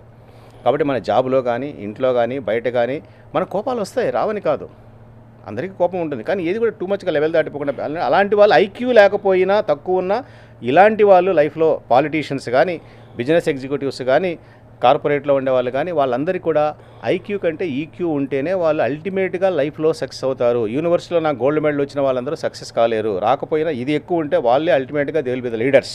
ఈక్యూ అంటే ఎమోషనల్ క్వశ్చన్. ఎగ్జాక్ట్లీ, ఈక్యూ అంటే ఎమోషనల్ క్వశ్చన్ లేదా ఎమోషనల్ ఇంటెలిజెన్స్ అంటారు. రెండు ఒకటే. హైయెస్ట్ లెవెల్లో ఈక్యూ, ఐక్యూ రెండు హైయెస్ట్ లెవెల్స్ ఉన్నవాడు కృష్ణుడు ఒకడే. కృష్ణుడు చెప్పాలంటే బెస్ట్ ఎగ్జాంపుల్ అదే. ఇప్పుడు అదే నేను చెప్పింది, కమల్ హాసన్ స్వాతిముత్యంలో కూడా ఐక్యూ తక్కువ కానీ అతనికి ఉంది కాబట్టి అంత చక్కగా అతను ఆ హ్యుమానిటీని అది ప్రదర్శించి, అంటే వీళ్ళకు హ్యూమన్ టచ్ కూడా ఉంటుంది. ఇప్పుడు చూడండి, మనం కొంతమంది మన ముఖ్యమంత్రులు కానీ అలాంటి వాళ్ళు కానీ కొంత ఐక్యూ ఉన్న వాళ్ళు సక్సెస్ కాలేదు, కానీ ఈక్యూ ఉన్న వాళ్ళు they know how to deal with other parties, how to deal with the public, opposition parties, అందరితో కూడా. కొంతమంది బెస్ట్ సీఎంస్ అని అనిపించుకుంటుంటారు, వాళ్ళకి ఒక ఐక్యూనే కాదు ఈక్యూ కూడా ఉంటుంది. అలాంటి వాళ్ళే they will become very good leaders. How to lead, how to deal రెండు తెలియాలి. కేవలం హౌ టు గవర్నే కాదు, how to deal and how to లీడే కాదు, హౌ టు డీల్. ఒక సిచ్యుయేషన్ వచ్చినప్పుడు ఎలా డీల్ చేయాలి కూడా it all depends on emotional. IQ కంటే కూడా ఇది ఎక్కువ పనిచేస్తుంది. ఇప్పుడు ఆనందం, మనిషి అంటే ఆనందాన్ని కోరుకుంటాడు. వాడు నిద్ర లేచినప్పటి నుంచి పనుకునేంత వరకు ఆనందమే. మనిషి ఆనందంగా కోరుకుంటాడు, ఎవరైనా కోరుకుంటాడు. ఏది శాశ్వతమైన ఆనందము, ఏది ది బెస్ట్ ఆనందం? ఆనందాన్ని ఎలా డిఫైన్ చేయాలి? ఇక్కడ రెండు ఉన్నాయి శర్మ గారు. ఒకటి అంటే ప్లెజరు, ఇంకోటి ఏమో హ్యాపీనెస్. అవును, ప్లెజర్ అంటే శరీరానికి సంబంధించి. చూడండి, నాకు రసగుల్లా అంటే ఇష్టం అండి, చికెన్ బిర్యానీ అంటే ఇష్టం. రసగుల్లా తింటా నాకు అంటే శరీరానికి సంబంధించింది. అబ్బా, లేదు చికెన్ బిర్యానీ ఇష్టం అనుకోండి, చికెన్ బిర్యానీ తింటానే అదేంటి టెంపరీ. మీరు తిన్నప్పుడు ఈ రోజు బాగుంటుంది, మళ్ళీ రేపటికి మళ్ళీ మామూలే. ఇది టెంపరీ, ఇది శరీరానికి సంబంధించి, అంటే మన పంచేంద్రియాలకు సంబంధించింది ప్లెజర్. సుఖం, తెలుగులో చెప్పంటే సుఖం. అది ఏసీ రూమ్లో పడుకుంటే సుఖము, నెక్స్ట్ డే మళ్ళీ మామూలే ఎండలోకి వెళ్తే.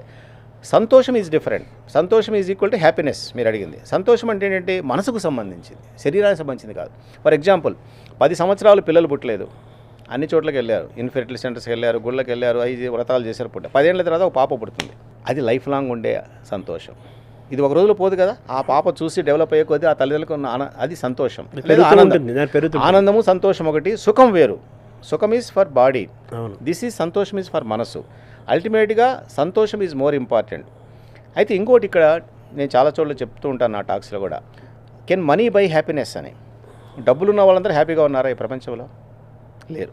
మనందరికీ తెలుసు కొంతమంది కోటీశ్వర్లు పెద్ద పెద్ద వాళ్ళు ఉన్నారు, కానీ వాళ్ళ పర్సనల్ లైఫ్స్లోకి అంటే బయటికి తెలియదు, కానీ వాళ్ళ పర్సనల్ మా దగ్గర ప్రాక్టీస్లో వస్తుంటే మాకు తెలుస్తుంది, వాళ్ళ కుటుంబ జీవితాల్లో వ్యక్తిగత జీవితాల్లో ఆనందము సంతోషం చాలా తక్కువగా ఉంటుంది చాలామందిలో. దాని మధ్య చాలా ప్రతి సంవత్సరం ఒక సర్వే కూడా చేస్తారు ఇంటర్నేషనల్గా. మన ఇండియా 146 దేశాల్లో ప్రతి సంవత్సరం హ్యాపీనెస్ ఇండెక్స్లో 126వ స్థానంలో ఉంది. అంటే మనకంటే 120 దేశాలు మనకంటే సంతోషంలో ఎక్కువగా ఉన్నారు. ఫిన్లాండ్ చెప్తారు. ఎగ్జాక్ట్లీ. అంటే మనకున్న ఒకే ఒక ఆనందం అంటే మన కింద బంగ్లాదేశ్, ఆఫ్ఘనిస్తాన్ ఉన్నాయి, పాకిస్తాన్ కూడా మనకంటే ఆనందంగానే ఉంది, ఒక 5 ర్యాంకుల పైన. అది హ్యాపీనెస్ ఇండెక్స్ అనేది చేస్తారు. అంటే మన ఇండియాలో ప్రజలు అంత సంతోషంగా ఆనందంగా లేరు. ఇదే సమయంలో డబ్బులున్న వాళ్ళందరూ హ్యాపీగా ఉంటారంటే లేరు. దీనికి ఒక చిన్న అంటే డబ్బు, పదవి, కీర్తి అవి అవసరమే, డబ్బు అవసరమే. దానివల్ల ఏంటంటే టెంపరీగా ఆనందం వస్తుంది, కొంచెం పవర్ వస్తుంది, మెటీరియల్ కంఫర్ట్స్ వస్తాయి. ఇంట్లో ఏసీ ఉంటుంది, మంచి విల్లా ఉంటుంది, మంచి మెర్సిడీస్ బెంజ్ కార్ ఉంటుంది, ఇవన్నీ ఓకే, లగ్జరీస్ ఉంటాయి. కానీ ఇవన్నీ కూడా మనకు ఆనందాన్ని ఇస్తాయంటే నో. ఒక చిన్న ఎగ్జాంపుల్ చెప్తాను. ఒక స్టడీ చేశారు, సైంటిఫిక్ స్టడీ చేశారు. ఏంటంటే లాటరీ వచ్చిన వాళ్ళను ప్రపంచంలో అక్కడక్కడ ఒకసారి ఒక 50 లక్షల కోట్ల రూపాయల లాటరీ వచ్చిన వాళ్ళను ఒక 20 మందిని తీసుకున్నారు. దిస్ రియల్ సైంటిఫిక్ స్టడీ తేవటం, సైకలాజికల్ ఎక్స్పెరిమెంట్.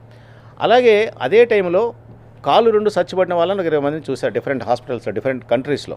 2 కాళ్ళు పెరాప్లీజీ అంటారు, వీల్ చైర్లో ఉంటారు చూడండి, 2 కాళ్ళు చచ్చిపోయిన వాళ్ళు తీసుకుని దాదాపు 1 సంవత్సరం పాటు స్టడీ చేశారు. వాళ్ళు స్టడీ చేసింది ఏంటంటే ఈ 50 లక్షల కోట్ల రూపాయల లాటరీ వచ్చిన వాళ్ళు వచ్చిన రోజు ఎలా ఉంటారు, అది ఎవరికో ఆర్డినరీ పీపుల్, ఆటో డ్రైవర్కో లేదా ఎవరో వర్కర్కో వచ్చింది, వస్తానే అబ్బా వాళ్ళు ఎంత ఆనందంగా ఉన్నారు. అలాగే పక్షవాతం సడన్గా తెల్లవారేపటికి 2 కాళ్ళు చచ్చిపడిపోయాయి. ఆ రోజు మనకి ఎంత డిసప్పాయింట్మెంట్ ఉంటుంది, దిగులు ఉంటుంది.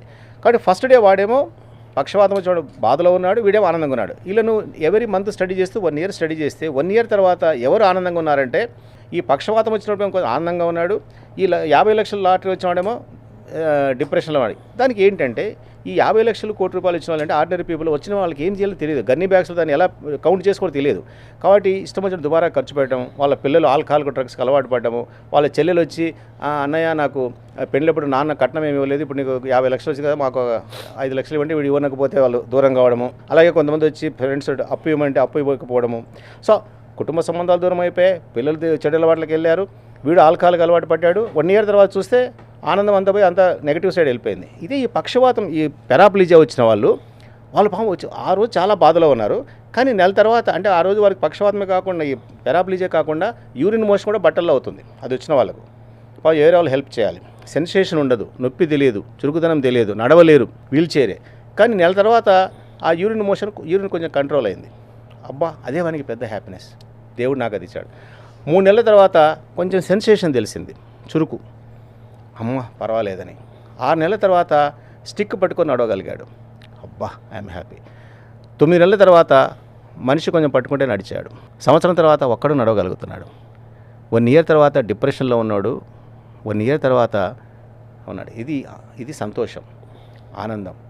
అంటే మనీ ఎలా వారిని పాడు చేసిందో, ఎలా ఉన్న ఆనందాన్ని పోగొట్టిందో, ఇక్కడేమో జబ్బు చేసి బాధపడి డిప్రెషన్ ఉన్నాడు ఎలా వచ్చాడు అనేదానికి ఇది. కాబట్టి మనీ కెనాట్ బై హ్యాపీనెస్ అనేదానికి ఇది ఒక చిన్న ఎక్స్పెరిమెంట్ చేశారు. అంటే డబ్బు కానీ, పదవి కానీ, కీర్తి కానీ, వయసు కానీ, అందం కానీ, లేకపోతే మనకుండే ఒక బలం కానీ, ఇవేవి కూడా శాశ్వతమైన ఆనందాన్ని ఇచ్చేవి కాదు కదా. కీర్తి ప్రతిష్టలు వస్తాయి, అవన్నీ అవసరమే. మనం సుఖంగా ఉండాలంటే, మంచి లైఫ్ లీడ్ చేయాలంటే, మినిమం కంఫర్ట్స్ ఉండాలంటే డబ్బు కావాల్సిందే. దానికి ఎవరు నో అనేది ఏం లేదు. కానీ అది ఒక్కటే సరిపోదు. ఇవన్నీ ఉంటేనే అది అల్టిమేట్ హ్యాపీనెస్. అంతే తప్ప కేవలం ఉన్నంత మాత్రాన కాదు. ఇంకా కొన్ని సమస్యలు వస్తాయి, ఇన్కమ్ ట్యాక్స్ ప్రాబ్లమ్స్ వస్తాయి, ఎక్కువ డబ్బులు అయ్యే కొద్దీ. డబ్బు జబ్బు అంటారు. అలాగే మీరు గవర్నమెంట్స్ నుండి ఏసీబీ వాళ్ళు మీ పైన రైడ్ చేస్తారు, లేదా ఎవడో ఫ్రెండ్ వచ్చి ఒక 10 లక్షలు అప్పిమంటే మీరు ఎవరు వాడికి వీటికి దూరం అయిపోతాడు. డబ్బులు ఇస్తే డబ్బులు పోతాయి, మనిషి పోతాడు, మానవ సంబంధాలు పోతాయి, అన్నీ పోతాయి. డబ్బులు ఇచ్చారనుకోండి అది వెనక్కు రాదు, వాడు కూడా రాడు మన ఇంటికి. So all these things can happen. కానీ మనీ కొంత మనీ మనకు ఉండాలి, తప్పదు, ఆ మాత్రం అవసరమే. అంత మాత్రం ఒక్కటే మాత్రం మనకు సరిపోదు. అంటే మనం ఆనందం, శాశ్వతమైన ఆనందం మనం అనుభవించాలంటే మనిషి ఏం చేయాలి? వర్క్ లైఫ్ బ్యాలెన్స్ అనేది ఒకటి. అంటే కొంతమంది ఉంటారు వర్కహాలిక్స్, కొంతమంది ఆల్కహాలిక్స్ ఉంటారు, కొంతమంది వర్కహాలిక్స్ ఉంటారు. అంటే నేను అనేది ఏంటంటే, కొంతమంది చూడండి, ఇప్పుడు మా డాక్టర్లలో కానీ లేదా బిజినెస్ పీపుల్ కానీ ఎప్పుడు వర్క్లోనే ఉంటారు. ఫ్యామిలీకి అంటే అల్టిమేట్గా కావాల్సింటే work, personal life, family life 3 balance చేసుకోగలగాలి. కేవలం వర్క్ మీదే ఎక్కువ ఉండేవాళ్ళు మంచిది కాదు. కేవలం ఫ్రెండ్స్, ఒక చిన్న ఎగ్జాంపుల్ చెప్తాను. ఒక పిల్లవాడు వెళ్ళి వాళ్ళ నాన్నగారిని అడిగాడు, నాన్నగారు జీవితంలో పైకి రావాలంటే ఏం చేయాలి, చిట్కాలు చెప్పండి అంటే, నాన్న నేను కాదు, ఆ నదేవతలో ఒక స్వామీజీ గారు ఉన్నారు, ఆయన దగ్గరికి వెళ్ళి ఆయన చెప్తానండి. వీడు అక్కడికి వెళ్తాడు. స్వామీజీ దగ్గర చాలామంది వీఐపీలు, మినిస్టర్లు అంతా వెయిటింగ్లో ఉంటారు. వీడు పోయి నమస్కారం పెడితే, స్వామి ఏ నాన్న అంటే, స్వామి మా నాన్నగారు చెప్పారు మీరు ఏదో లైఫ్లో పైకి రావాలంటే, సక్సెస్ కావాలంటే చిట్కాలు చెప్తారంట. అంటే బాబు నేను బిజీగా ఉన్నారు, అంతా వీఐపీస్ నా ఎదుర్కొన్నారు, 1 గంట తర్వాత రా నేను చెప్తాను. మరి గంట సేపు అంటే, ఏం లేదు ఇక్కడ మా ఆశ్రమం ఉంది కదా, మంచి మంచి లాన్స్, జింకలు, లేడీలు, నెమలు ఉన్నాయి, చూసి ఎంజాయ్ చేసిరా, కొలలు ఉన్నాయి, ఆ లోపల వీళ్ళు వెళ్ళిపోతారు, నేను నీతో మాట్లాడతాను అంటాడు. వాడు వెళ్తూ ఉంటే స్వామీజీ పిలిచి ఒక చిన్న స్పూన్ ఇస్తాడు. ఆ స్పూన్ ఇచ్చి దాంట్లో కొంచెం కొబ్బరి నూనె వేస్తాడు. వేసి, నాన్న నువ్వు చూసానికి వెళ్తున్నావు కదా, ఈ కొబ్బరి నూనె కింద పడిపోకుండా తొలగకుండా నువ్వు మళ్ళీ తీసుకొచ్చాడు. అదేం తప్పని స్వామి అని తీసుకొని వెళ్తాడు. గంట తర్వాత కింద పడకుండా జాగ్రత్తగా తీసుకొని మాదంతా చూసి ఎంజాయ్ చేసామంటాడు. వాడు చూసి వస్తాడు. వచ్చిన తర్వాత ఏం బాబు మా ఆశ్రమం ఎలా, సూపర్ స్వామి, ఎంత బాగుంది స్వామి, పచ్చికపాయలు, ఈత కొలలు, నెమళ్ళు, జింకలు బాగున్నాయి, మరి కొబ్బరి నూనె స్వామి మీరు ఏది చూసి ఎంజాయ్ చేయను కదా, కొబ్బరి నూనె నేను పట్టుకున్నాను కానీ కింద ఎవడో పడిపోయింది స్వామి అంటాడు. బాబు నువ్వు పొరపాటు చేసావు, మళ్ళీ రాని, మళ్ళీ కొబ్బరి నూనె పోసి ఈసారి తిరిగి రా, జాగ్రత్తగా పట్టుకో అంటాడు. ఈసారి మళ్ళీ తిరిగి వస్తాడు. ఏం బాబు బాగా చూసింది స్వామి, దీన్ని చూసుకొని సరిపోయింది, కొబ్బరి నూనె చూడటం సరిపోయింది. అప్పుడు చెప్తాడు స్వామీజీ, బాబు నువ్వు 2 సార్లు పొరపాటు చేసావు. మొదటిసారి వర్క్ ఎంజాయ్మెంట్కి ఇంపార్టెన్స్ ఇచ్చి దీన్ని రెస్పాన్సిబిలిటీని నెగ్లెక్ట్ చేసావు. రెండోసారి రెస్పాన్సిబిలిటీకి ఇంపార్టెన్స్ ఇచ్చి వర్క్కు ఎంజాయ్మెంట్ నెగ్లెక్ట్ చేసావు. 2 రాంగ్. ఏ మనిషి అయినా జీవితంలో పైకి రావాలి అంటే, సక్సెస్ కావాలంటే, he has to make a balance between work and enjoyment. ఏ ఒక్కదాన్ని పూర్తి ఎంజాయ్మెంట్లో ఉండేవాడు పైకి రాలేడు, పూర్తి వర్క్ హాలిక్గా ఉండేవాడు పైకి రాలేడు. కొంత టైం ఈ ఫ్యామిలీకి ఇవ్వాలి, భార్యాపిల్లలకి ఇవ్వాలి, వర్క్కి ఇవ్వాలి, ఫ్రెండ్స్కి, మానవ సంబంధాలు పెంచుకోవాలి, కనెక్టివిటీ. ఎవరికైతే హ్యూమన్ రిలేషన్స్, ఫ్రెండ్స్, ఫ్యామిలీస్ ఉంటారో వాళ్ళు అల్టిమేట్గా లైఫ్లో హ్యాపీగా ఉంటారు, సక్సెస్ అవుతారు. అలాగే తనకు ఇష్టమైన ప్యాషన్, ప్రతి మనిషికి ఒక ప్యాషన్ ఉంటుంది. అంటే అతనికి ఏదో స్పోర్ట్స్ ఆడుకోవడమో, లేకపోతే యోగా చేయడమో, లేకపోతే ఫ్రెండ్స్తో కలవడమో, రోజు క్లబ్కి వెళ్ళి పేకాట ఆడుకోవడమో, వాట్ ఎవర్ ఇట్ ఈస్, వాటిని కూడా అతను చూసుకోవాలి. అన్నీ బ్యాలెన్స్ చేసుకుంటూ వస్తేనే అలాంటి వాళ్ళు లైఫ్లో అల్టిమేట్గా హ్యాపీగా ఉంటారు. వాళ్ళ లైఫ్ స్పాన్ కూడా పెరుగుతుంది, ఆయుష్ పెరుగుతుంది, జబ్బులు కూడా తక్కువ అవుతాయి, స్ట్రెస్ లెవెల్స్ తక్కువ అవుతాయి అని చెప్పేసి ఇలాంటి రకరకాల స్టడీస్ కూడా జరిగాయి మానసిక శాస్త్రంలో. సార్ ఇప్పుడు మామూలుగా ఎడిక్షన్స్ ఉన్నాయి కదా, స్మోకింగ్ ఎడిక్షన్, ఆల్కహాల్ ఎడిక్షన్, అలాగే డ్రగ్స్ ఎడిక్షన్ ఇప్పుడు బాగా వింటున్నాం ఈ మధ్య. వీటితో పాటు మొబైల్ ఎడిక్షన్ అనేది ఇప్పుడు బాగా అన్ని వయసుల వాళ్ళకి, అన్ని రకాల వాళ్ళకి మొబైల్ అడిక్షన్ అనేది, వీటి నుంచి ఎలా బయటపడాలి? ఇప్పుడు ఇది ఎక్కువైపోయిందండి. దీన్ని బిహేవియరల్ అడిక్షన్ అంటారు. ఇంతవరకు అడిక్షన్ అంటే డ్రింకో, స్మోకింగో, గంజా ఇలాంటి అడిక్షన్ అంటే శరీరానికి సంబంధించినవి అడిక్షన్స్. అవి ఇప్పుడు మనసుకు సంబంధించిన అడిక్షన్స్ అంటే బిహేవియరల్ అడిక్షన్, అంటే ప్రవర్తనకు సంబంధించిన అడిక్షన్స్. అంటే ఏంటి, మొబైల్ ఒకటి, వాట్సాప్ ఒకటి, ఇన్స్టాగ్రామ్ ఒకటి, ఫేస్బుక్ ఒకటి, లేదా పోర్నోగ్రఫీ, బ్లూ ఫిల్మ్లు చూడడం ఒకటి ఈ మధ్య యూత్లో ఎక్కువైంది. వీటిని ప్రవర్తనకు సంబంధించిన అడిక్షన్స్ అంటారు. అంటే మన శరీరానికి మనసుకు సంబంధించిన అడిక్షన్స్ ఈ మధ్య చాలామందిని చూస్తున్నాం, ముఖ్యంగా యూత్. అందుకని ఈ మధ్య ఇలాంటి వాళ్ళు మేము చిన్నపిల్లలు కూడా, ఎర్రల పిల్లలు కూడా, ఈ మధ్య అందుకనే మేము మా హాస్టల్ తరపున ఈ మధ్య చైల్డ్ గైడెన్స్ క్లినిక్స్ అని పెట్టాం గత 10 సంవత్సరాలుగా. అంటే చిన్నపిల్లల్లో, యూత్లో ఇలాంటి వాటిని కంట్రోల్ చేసేదానికి ముంబైలో కానీ, హైదరాబాద్, విశాఖపట్నం, విజయవాడలో కూడా చైల్డ్ సైకాలజీ క్లినిక్స్ అంటే పెట్టాం, ఐసీజీసీ అని పెట్టాం. ఎందుకంటే ఇంతకుముందు నేను ఎండి చదివి పాస్ అయినప్పుడు పెద్దవాళ్ళకే సమస్యలు ఉండేవి, చిన్నపిల్లలకి ఏం సమస్యలు అండి, వాళ్ళకే మానసిక సమస్యలు ఉంటాయి అనేవాళ్ళు. ఇప్పుడు ఇవి ఎక్కువైపోయాయి, పేరెంట్స్ తీసుకొస్తున్నారు మా దగ్గరికి. అలాంటి వాళ్ళకు కేవలం మందులు ఒకటే కాకుండా వాళ్ళకు సైకలాజికల్ ట్రీట్మెంట్, బిహేవియర్ థెరపీ అని, సిబిటి అని, ఇలా ప్రత్యేకమైన కొన్ని టెక్నిక్స్ ఉన్నాయి. దానివల్ల ఏమవుతుంది, వాడు చదువుపైన కాన్సన్ట్రేషన్ ఉండదు, ఫోకస్ చేయడు, కాలేజీకి వెళ్ళడు, ఫ్రెండ్స్ ఎక్కువ అవుతారు, సోషల్ మీడియాలో చాట్ చేస్తూ ఉంటాడు. రాత్రి కూడా వాడు రూమ్లో వాడు ఏం చేస్తాడో అమ్మ నాన్నకు తెలియదు, వాడు ఎవరు ఫ్రెండ్తో మాట్లాడుతున్నాడో, బ్యాడ్ ఫ్రెండ్తో మాట్లాడుతున్నాడో, వాడు ఎలాంటి వీడియోస్ చూస్తున్నాడో, ఇవన్నీ ఎక్కువైపోయినాయి. దీనివల్ల చదువులో దెబ్బతింటున్నాడు, హెల్త్ దెబ్బతింటుంది, మానసికంగా డిస్టర్బ్ అవుతున్నాడు. రేపు ఇంట్లో నుంచి డబ్బులు తీసేయడం కానీ, బయటికి వెళ్ళిపోవడం కానీ, బ్యాడ్ ఫ్రెండ్స్ కానీ, డ్రగ్స్ అలవాటు పడడం కానీ, లేదా ఈ ఫ్రెండ్షిప్స్ అని, లవ్ అఫైర్స్ అని అవి బ్రేక్ కావడము, గొడవలు మనం చూస్తున్నాం. ప్రేమించిన అమ్మాయి ఒప్పుకోలేదని ఆమె గొంతు కోయడం, ఇవన్నీ సోషల్ మీడియాలో చూడడము, రకరకాల యాసిడ్ పోయడము. సో ఇవన్నీ న్యూ ప్రాబ్లమ్స్. ఒక 30-40 ఇయర్స్ బ్యాక్ మనం చదువుకునేవి లేవు, ఇవి ఇప్పుడు కొత్తగా వచ్చాయి. కాబట్టి ఇవన్నీ కూడా సైకియాట్రీ, మా వైద్యశాస్త్రం కిందే వస్తాయి. కాబట్టి ఇంతకుముందు మేము ఏదో మెంటల్, మానసిక జబ్బులు, పిచ్చి ఇలాంటివి అనుకునే వాళ్ళు ఇప్పుడు ఈ సమస్యలకు ఎక్కువ మా దగ్గరికి వస్తున్నారు. అందుకని అందుకనే ఈరోజు సైకియాట్రిస్టుల యొక్క అవసరం సమాజానికి చాలా ఎక్కువగా ఉంది. అవును. అందుకనే ఇవన్నీ ఎక్కువగా చిన్న చిన్న పిల్లలు, నెలల పిల్లలు, సంవత్సరం పిల్లలు, 2 ఏళ్ల పిల్లలు కూడా వాళ్ళు ఆ మొబైల్ గేమ్స్ చూసుకుంటూ ఏదో చూసుకుంటూ ఉంటారు. సెల్ తీస్తే ఏడుస్తారు వాళ్ళు. ఇంకా మీకు చెప్పాలంటే ఇప్పుడు చిన్నపిల్లలు ఒక సంవత్సరం పాపకు పాలు తాపించాలంటే కూడా ఒక వీడియో చూపిస్తూ ఉంటారు. అవును, ఆ వీడియో చూపిస్తే ఆ వీడియో చూడకపోతే పాలు తాగదు. అవును. కానీ తల్లులకి ఏమైందంటే పాపం వర్కింగ్ ఉమెన్ సాఫ్ట్వేర్ వాళ్ళకి తొందరగా అయిపోచేయాలి, కొంచెం ఓపికగా చేస్తే అలవాటు చేయొచ్చు. కానీ వీళ్ళకి ఏంటి తొందరగా ఫీడ్ చేసి ఆఫీస్కి వెళ్ళిపోవాలి.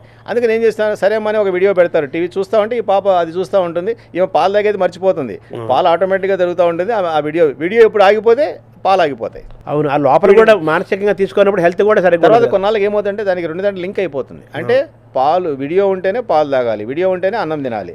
అప్పుడు అదే జరుగుతుంది. కానీ మదర్స్ కూడా పేరెంట్స్ హెల్ప్లెస్ అవుతున్నారు. ఎందుకు, వీళ్ళకు పూర్వకాలం ఏంటంటే మనకి ఇంట్లో అమ్మ నాన్న తాతయ్య అమ్మమ్మ ఎవరో ఒకరు ఉండేవాళ్ళు.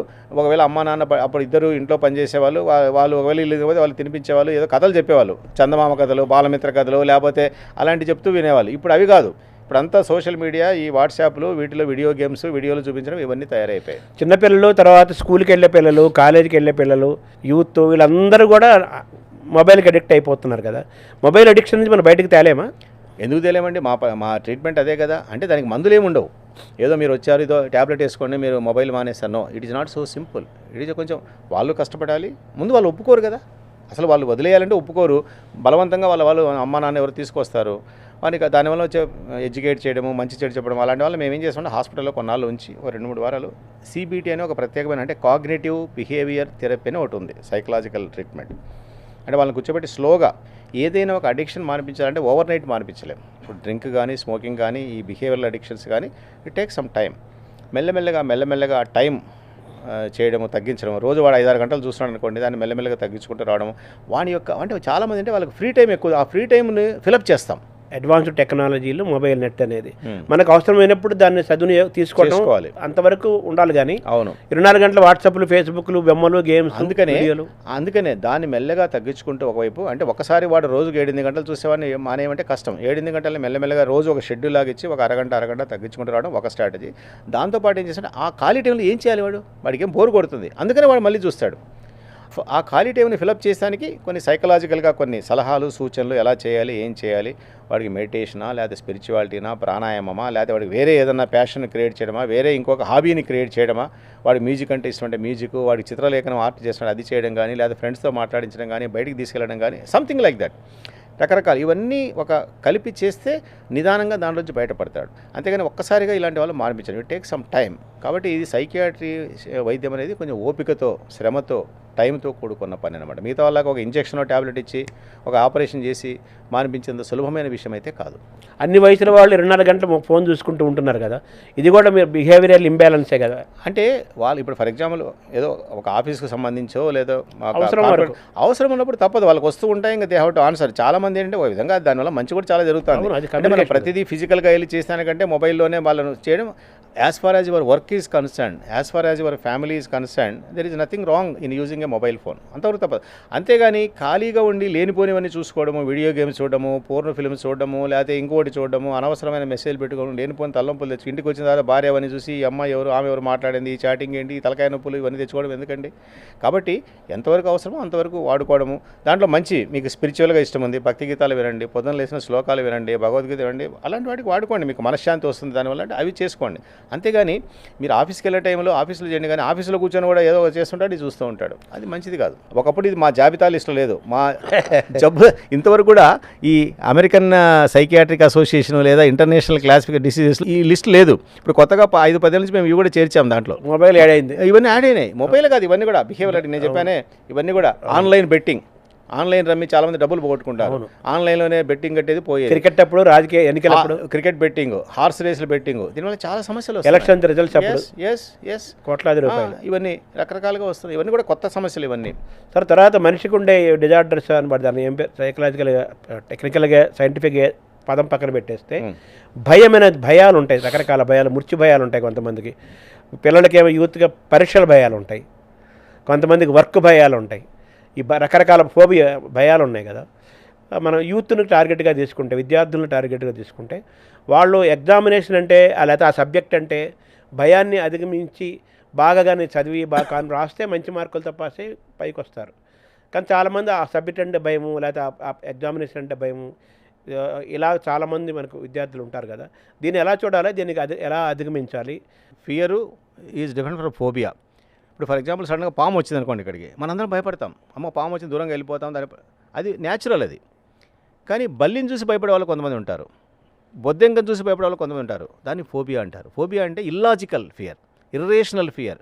పామును చూసి భయపడడం అనేది లాజికలే, అది వచ్చి కాటేస్తుంది, పులిగా మనం చంపేస్తుంది కాబట్టి భయం ఉంటుంది. కానీ బొద్దెంకను చూసి ఎందుకు భయపడే, కొంత ముఖ్యంగా లేడీస్లో ఎక్కువ ఉంటుంది. మీరు చూడండి, కొంత లేడీస్ బల్లిని చూస్తేనే గట్టిగా, వాళ్ళు చాలా ధైర్యం ఉందిలే, బల్లి చూస్తే మాత్రం పరిగెత్తిపోతారు, గట్టిగా కేకేస్తారు. అలాగే బొద్దెంక, ఇలాంటివి వీటిని ఫోబియాస్. కొంతమందికి ఏరోప్లేన్ ఎక్కాలంటే భయం, ఎందుకంటే తలుపులన్నీ మూసేస్తారు, ఏమన్నా అయితే ఎట్లా తప్పించుకోవాలి. ఏసీ రూమ్లోకి వెళ్ళాలంటే భయం, ఇలాంటి రూమ్లో ఉండాలంటే అమ్మో ఏమవుతుందని చెప్పేసి భయం.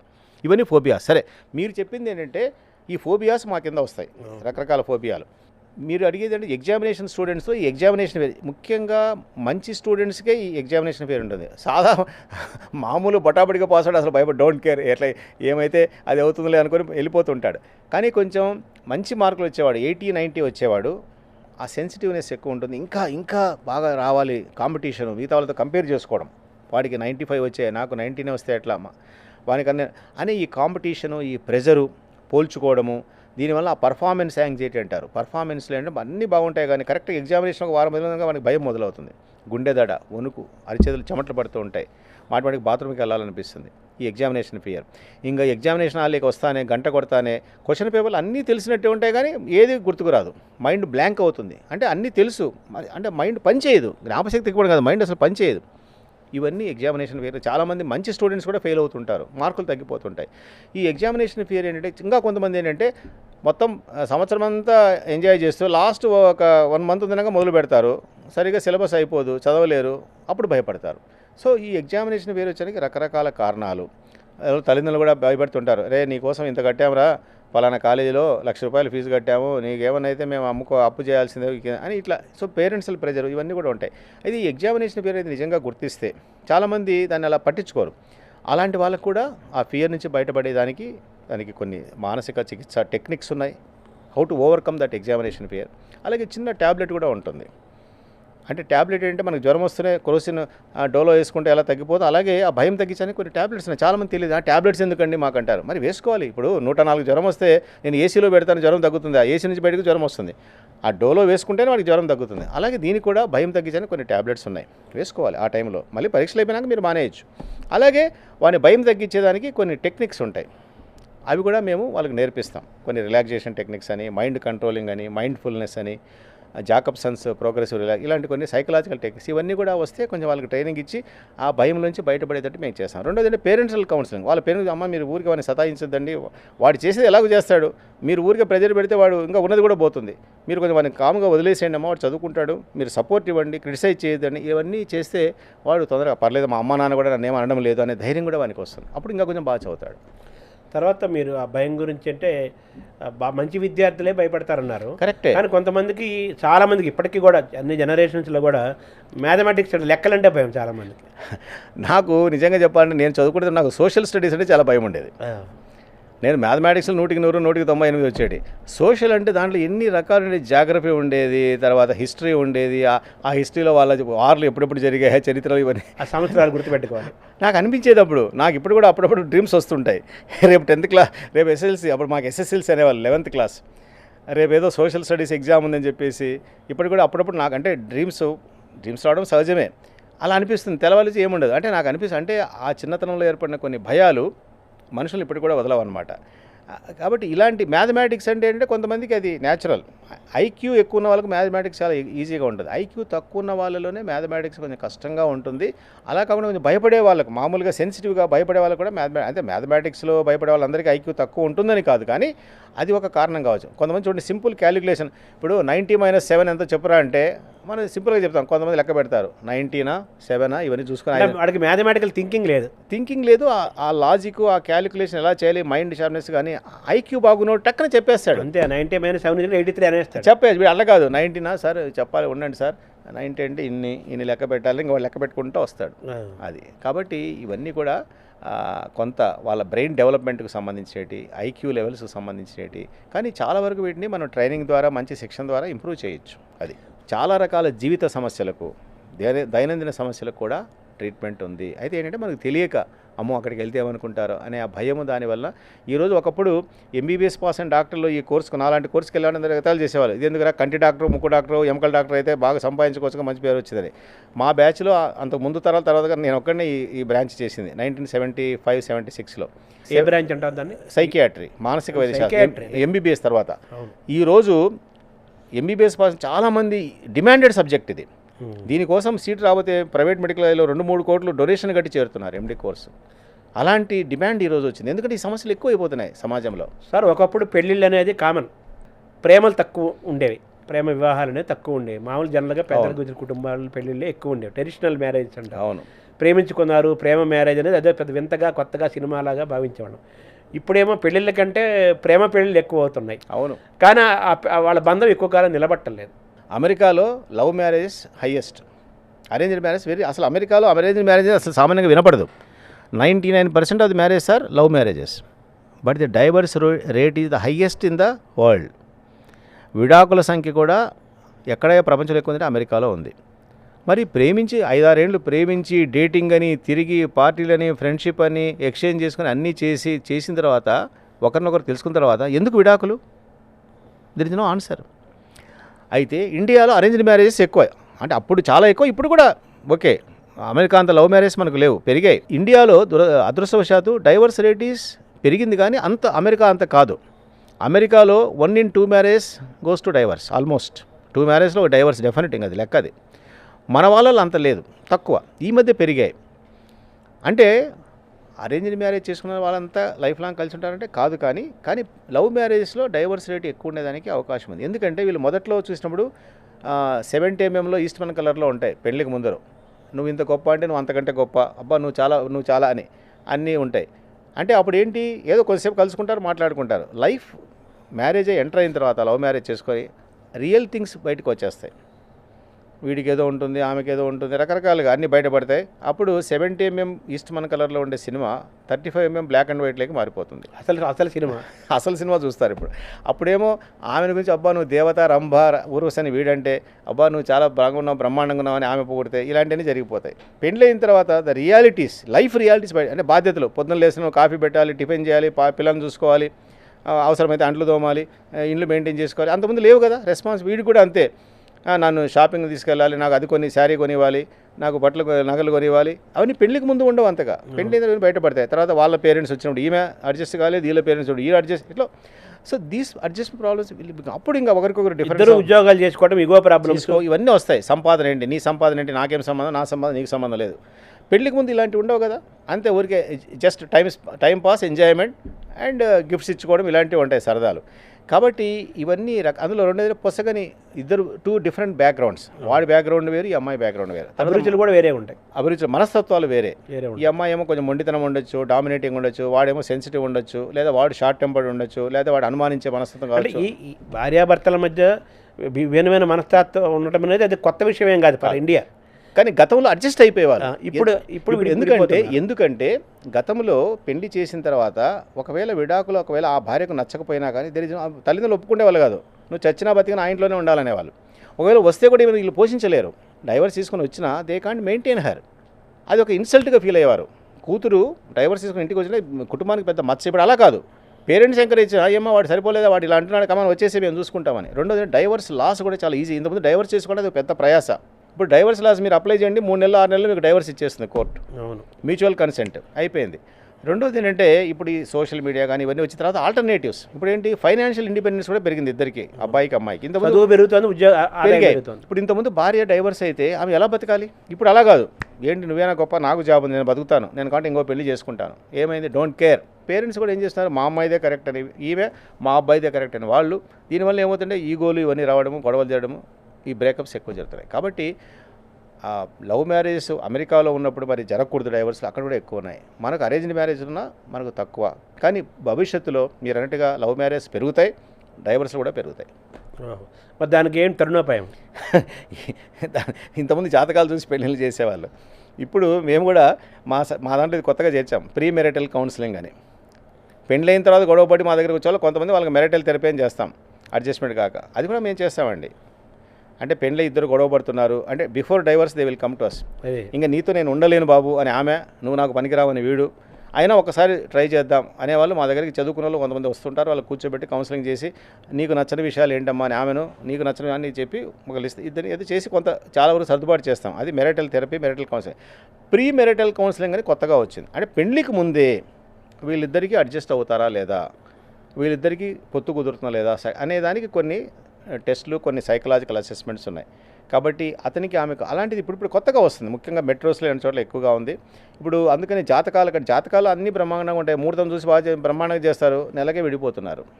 కాబట్టి జాతకాలు ఓకే, మీకు నమ్మకం ఉంటే చేయించుకోండి, తప్పులేదు. కానీ దానికి తోడు ఒకసారి ఇలాంటి ఒపీనియన్ తీసుకుంటే ఈ అమ్మాయి మనస్తత్వానికి ఆ అబ్బాయి మనస్తత్వం రెండు టెస్ట్ చేసి వీళ్ళల్లో ఏమైనా డిఫరెన్స్ ఉంటే దాన్ని ఏ విధంగా సరిదిద్దుకోవాలనేది కూడా మా సబ్జెక్ట్లో ఒక భాగం. దాన్ని కూడా ప్రీ మెరిటల్ కౌన్సిలింగ్ అనేది కూడా మేము చేస్తున్నాం. సార్ ఇప్పుడు సూసైడ్ టెండెన్సీ, ఆత్మహత్యలు చేసుకోవడం అనేది కూడా పెరుగుతుంది. అవును, విద్యార్థుల మార్కులు సరిగ్గా రాలేదనో, సీట్ రాలేదనో, అలాగే భార్యతో అనుమానంతో భర్తతో అనుమానం భార్య, ఇంకా రకరకాల కారణాలు, అనుమానాలు, డబ్బు, ఇగో, తర్వాత ఈ అనేక రకాలుగా పెరుగుతున్నాయి, సంఖ్య పెరుగుతుంది కదా. దీన్ని ఎలా చూడాలి సార్, మీ పరిభాషలో ఎలా చూడాలి, దానికి నివారణోపాయం ఏదైనా ఉందా? తర్వాత నేను ఈ మధ్య ఒకటి ఏదో విన్నాను, ఎవరో చెప్తే ఆ సూసైడ్ ఆత్మహత్య చేసుకుందాము అనే ఆలోచన ఒక 2 నిమిషాలు ఇంత కొంచెంసేపు డ్యూరేషన్ ఏదో ఉంటుందంట బాగా సీరియస్గా. ఆ టైంలో ఎవరైనా సరిగ్గా కౌన్సిల్ చేసి లేకపోతే రీథింకింగ్ జరిగితే వాళ్ళు మళ్ళీ మామూలు అయిపోతారు అని చెప్పి అని విన్నాను. మీరు చాలా కరెక్ట్గా చెప్పారు శర్మ గారు. టు బి హ్యామ్లెట్లో డ్రామా లాగా to be or not to be అని ఉంటుంది. ఏ మనిషి కూడా చనిపోవాలని అనుకోడు. మనం పుట్టింది బతికేదానికోసమే. ఎవరు చనిపోవాలని ఉండదండి నిజంగా. ఈవెన్ సూసైడ్ చేసుకున్నవాడు కూడా చనిపోవాలని మనకు ఉండదు. కానీ ఆ టైంలో మనకి అలా అనిపిస్తుంది, ఆ ప్రెషర్ వల్ల కానీ, స్ట్రెస్ వల్ల కానీ, లేదా ఇంకొక. అందుకని ఆ టైంలో గిన వాడిని మనం డైవర్ట్ చేయగలిగితే ఆ ఫ్యూ మినిట్స్ అగైన్ వాడి మొత్తం లైఫ్ స్పాన్ అంతా వాడు బతికేదానికి అవకాశం ఉంది. ఈ సూసైడ్ దానికి రకరకాల కారణాలు ఉన్నాయి. మానసిక జబ్బుల వల్ల కొంతమంది స్ట్రెస్ ఎక్కువై, అంటే ఒక సైడ్ ఏమో ఒక సమస్య, ఒకవైపు సమస్యను తట్టుకోగల మెంటల్ కెపాసిటీ ఉందా లేదని. ఒక సమస్య మనకు చాలామంది సమస్య లేని వాళ్ళు ఎవరైనా, అందరికీ ఉన్నాయి, మీకున్నాయి, నాకున్నాయి. కానీ సమస్యను తట్టుకునే కెపాసిటీ కూడా మనకు ఉంటుంది ఒక సైడ్. ఒక్కోసారి ఏమవుతుందంటే ఆ లిమిట్ దాటిపోతుంది. సమస్య తీవ్రం అనిపించి తట్టుకునే కెపాసిటీ డౌన్ అయినప్పుడు, ఇప్పుడు మనకి ఎప్పుడైతే ఇమ్యూనిటీ తక్కువ, కోవిడ్ అందరికీ రాదు కదా, ఎందుకు ఒకే ఇంట్లో ఇద్దరికి రాదు, ఆ ఇమ్యూనిటీ తక్కువ వాళ్ళకి ఎక్కువ వస్తుంది. అలాగే ఇక్కడ కూడా మెంటల్ ఇమ్యూనిటీ తక్కువ ఉన్నప్పుడు, ఆ స్ట్రెస్ లెవెల్స్ పెరిగినప్పుడు వీడు తట్టుకోలేనప్పుడు సూసైడ్ చేసుకోవాలనిపిస్తుంది. కానీ ఆ టైంలో మనం గిన వాడిని డైవర్ట్ చేయగలిగితే వాడు మళ్ళీ మామూలుగా ఉంటాడు. ఒంటరిగా ఉన్న వాళ్ళు ఎలా చేస్తారు? అదే ఇప్పుడు మామూలుగా సూసైడ్ చేయడంలో కొన్ని వార్నింగ్ సైన్స్ అని కొన్ని ఉన్నాయి, సిగ్నల్స్. అంటే ఫర్ ఎగ్జాంపుల్ ఇవాళ రేపు సూసైడ్ చేయడం వాళ్ళు కొన్ని లక్షణాలు ఏంటంటే, ఫ్యామిలీ మెంబర్స్ అంటే ముఖ్యంగా ఒంటరిగా ఉన్న కష్టం అనుకోండి. ఫ్యామిలీ మెంబర్స్ అంటే వాళ్ళు ఎలా చేయాలంటే, వాడు ఒంటరిగా ఉంటాడు, ఎప్పుడు ఒంటరిగా కూర్చుంటాడు, బయటికి రాడు, వాని ఫేస్లో దిగాలు కనబడుతుంటుంది, అప్పుడప్పుడు కళ్ళనీళ్ళు పెట్టుకుంటాడు, డైరీలో రాస్తూ ఉంటాడు ఐ వాంట్ టు డై అని చెప్పేసి. లేదా వాని దగ్గర వాల్యుబుల్ పొజిషన్స్ ఏంటంటే చెల్లెలకు అన్నకో ఇస్తుంటాడు, నువ్వు తీసేసుకొని. ఇంకా పెద్దవాళ్ళు అయితే వీలునామా రాస్తూ ఉంటారు. మామూలుగా 70 ఏళ్ళకి వీలునామా రాసాడు, 40 ఏళ్ళకి వీలునామా రాస్తాడు, అవసరం లేదు. అంటే ఇవన్నీ కూడా సమ్ ఇండికేటర్స్. ఇలాంటివన్నీ గమనిస్తే ఎవరైనా కొన్ని విరహ గీతాలు, విషాద గీతాలు, అంటే మామూలుగా విషాద గీతాలు వినేవాళ్ళు 6 రోజులు బయలుదేరండి. అలా ఎప్పుడు లేదంటే సడన్గా మనసుగా తింటే మనసు దగ్గర వింటున్నాడు కూడా ఏదో ఆలోచించాలంతే. కాబట్టి ఇవన్నీ కూడా అయితే మీరంటే ఒంటరితనం అనేది ఇప్పుడు అమెరికాలో అన్నిటికంటే పెద్ద సమస్య అంటే లోన్లీనెస్. మిగతా జబ్బులు అన్నిటికంటే కూడా ఏదైనా పెద్ద జబ్బు అనే అమెరికా అంటే ఇవాళ నేను ఇప్పుడు మా కాన్ఫరెన్స్ జరుగుతుంది, నేషనల్ కాన్ఫరెన్స్. అక్కడ ఒక అమెరికన్ నుంచి ఒక సైకియాట్రిస్ట్ వచ్చి చెప్తుంటే విన్నాను. అమెరికాలో అన్నిటికంటే పెద్ద సమస్య అంటే లోన్లీనెస్. అంటే ఎందుకు మనలా కాదు, వాళ్ళు పిల్లలు వదిలిపెట్టిపోతారు, ఎవరు వెళ్ళిపోతారు, 60 ఏళ్ళు వచ్చేటికి ఎవడు ఉండడు, భార్యాభర్తలు, భార్య చనిపోతుంది, వీడికి ఉద్యోగం రిటైర్ అయిపోయి ఉంటాడు. Loneliness is one of the biggest problem our country is also going to face in future. ఇప్పుడు ప్రెజెంట్ కూడా ఒంటరితనం పెరుగుతుంది కదా ఇండియాలో. ఉంది. ఆ లోన్లీనెస్ అనేది చాలా రకాల సమస్యలకు దారితీస్తుంది. కాబట్టి ప్రతి ఒక్కరు కూడా వాళ్ళు బాగున్నప్పుడే కనెక్ట్ కావాలి మనుషులతో, మంచి ఫ్రెండ్స్, మంచి ఫ్యామిలీ రిలేషన్స్, సోషల్ బాండ్స్, లేదా ఏమి లేకపోతే ఒక టెంపుల్ స్పిరిచువాలిటీతో భజన కానీ, ప్రార్థనలు కానీ, ఒక క్లబ్ కానీ అలాంటివి ఏర్పరచుకోవాలి. సడన్గా ఆ రోజు రావంటే రావు. 70 ఏళ్ళప్పుడు నాకు ఇప్పుడే నేను ఫ్రెండ్స్ కావాలంటే ఎవరు రారు. ముందు నుంచి ఆ కనెక్షన్ అవన్నీ సోషల్ కనెక్ట్ అంటారు. ఆ సోషల్ కనెక్ట్ అన్నీ ఉంటే వాళ్ళు ఇంట్లో ఒంటరిగా ఉన్నా బయట ప్రపంచంలో చాలామంది ఉంటారు. అలాంటివి వెళ్ళడము, తిరగడము, చేయడము, వాకింగ్ ఫ్రెండ్స్ కానీ, క్లబ్ ఫ్రెండ్స్ కానీ, రకరకాలుగా స్పోర్ట్స్ ఫ్రెండ్స్ కానీ, ఆ విధంగా చేసి తనకంటూ ఒక ప్యాషన్ ఏర్పరచుకోవాలి. తనకంటూ ఒకటి వృత్తి ప్రవృత్తి. మేమంతా డాక్టర్లు, కానీ నాకు ప్రవృత్తి అంటే మాట్లాడడం, రాయడం, ఇవన్నీ. అలా ప్రతి ఒక్కరికి ఒక ప్యాషన్ ఏర్పరచుకోవాలి. ఇలాంటివన్నీ ముందు నుంచి కల్టివేట్ చేసుకుంటే ఆ లోన్లీనెస్ అనేది ఫిజికల్గా ఉన్న సైకలాజికల్గా లోన్లీనెస్ ఉండదు. They have so many people. ఆ విధంగా కొంతవరకు దాని ఎవరైనా కానీ మనిషి అనేవాడు పుట్టడం ఒంటరిగా పుడతాడు, వెళ్ళేటప్పుడు ఒంటరిగా వెళ్ళిపోతాడు. భార్యాభర్త 90 ఏళ్ళు కాపురం చేసినా ఎవరో ఒకరు ముందు వెళ్ళిపోతారు, ఒకరు తర్వాత వెళ్ళిపోతారు. అంతే కదా. ఒంటరితనం అనేది కంపల్సరీ ఫేస్ మనిషి జీవితంలో, అవును. పెళ్లి చేసుకోకుండా ఉన్నవాడైతే తప్ప. కాబట్టి ఒంటరిగా ఉన్నవాడు కూడా నలుగురితో కనెక్ట్ అయ్యేటట్టు ముందు నుంచి ప్లాన్ చేసుకోగలిగితే అతను ఒంటరితనం అనేది అనిపించదు. కొంతమందికి 10 మంది ఉన్నా వాళ్ళకి ఒంటరితనం అనిపిస్తుంటుంది. ఇప్పుడు ఇంట్లో భార్యాభర్తలు పిల్లలు ఉంటారు, కానీ అతను కనెక్ట్ కాలేడు ఒక్కోసారి. కాబట్టి అతనికి నలుగురు చుట్టూ ఉన్నా హీ మే ఫీల్ లోన్లీ. ఆ నేచర్ లేకపోవడం. ఒంటరిగా ఉన్నా he may not feel lonely. కాబట్టి అది ఒక వృత్తిని అతని మనస్తత్వాన్ని బట్టి ప్రవృత్తిని బట్టి ఉంటుంది. ఆ విధమైనది చేసుకుంటే ఏ మనిషి కూడా లోన్లీగా అనిపించదు. ఇందామని అనుకున్నట్టుగా ఈ సూసైడల్ టెండెన్సీలో ఆ కొన్ని నిమిషాలు 2 నిమిషాలు డ్యూరేషన్, ఏదో అవర్స్ అంటారట కదా అని. అవును. ఇప్పుడు దానికి సూసైడల్ హెల్ప్ లైన్స్ అని వచ్చాయి అన్ని చోట్ల. ఇప్పుడు హైదరాబాద్లో కానీ చెన్నైలో కానీ కొన్ని హెల్ప్ లైన్స్ ఉన్నాయి. స్నేహ అని రకరకాలు. వాళ్ళు ఏంటంటే ఎవరైనా అంటే చనిపోయే వాళ్ళకి ఫీలింగ్ వచ్చినప్పుడు వెంటనే ఆ నంబర్ హెల్ప్ లైన్కి ఫోన్ చేస్తే వెంటనే వాళ్ళు వచ్చి అంబులెన్స్లో తీసుకెళ్ళి వాళ్ళ సెంటర్లో పెట్టుకొని వాళ్ళ కౌన్సిలింగ్ చేయడము, ధైర్యం చెప్పడము, ఇవన్నీ. అంటే మీరు అనొచ్చు అదేంటి వాడు చనిపోకుండా ఫోన్ ఎందుకు చేస్తాడని. కానీ నేను చెప్పినట్టుగా చాలామంది చనిపోవాలని ఉండదు, థాట్ వస్తుంది. ఆ థాట్ వచ్చినప్పుడు జస్ట్ ఎందుకైనా మంచి ఒక లాస్ట్ ఆప్షన్లో ఒక ఫోన్ కాల్ కొడితే immediately they will come to the rescue. వానికి తీసుకెళ్ళి వీళ్ళంతవరకు వాని సమస్య అంటే నాకు 50 లక్షలు నష్టం వచ్చింది అందుకే సూసైడ్ అంటే 50 లక్షలు వాళ్ళు ఇవ్వలేరు, కానీ కనీసం దాన్ని ఎదుర్కొనే సమస్యను ఎలా ఎదుర్కోవాలి దానికి ఆల్టర్నేటివ్స్, ధైర్యం చెప్పడము, కౌన్సిలింగ్ చేయడము, వాళ్ళ ఇంట్లో మిగతా వాళ్ళని పిలిపించడము చెప్పడం, ఇవన్నీ కూడా చేసేందుకు అవకాశం ఉంది. అంటే తీవ్రమైన మానసిక స్థితి నుంచి తగ్గిస్తారు. నెక్స్ట్ డే మళ్ళీ వానికి అరే నేను ఎందుకు నిన్న పిచ్చి ఆలోచన, నాకు ఇలా అనిపించలేదండి, నిన్న మాత్రం ఆ థాట్ వచ్చింది అనుకుంటాడు. ఆ మూమెంటరీ ఇంపల్సివ్నెస్ చాలామంది క్షణికావేశంలో చేస్తారు.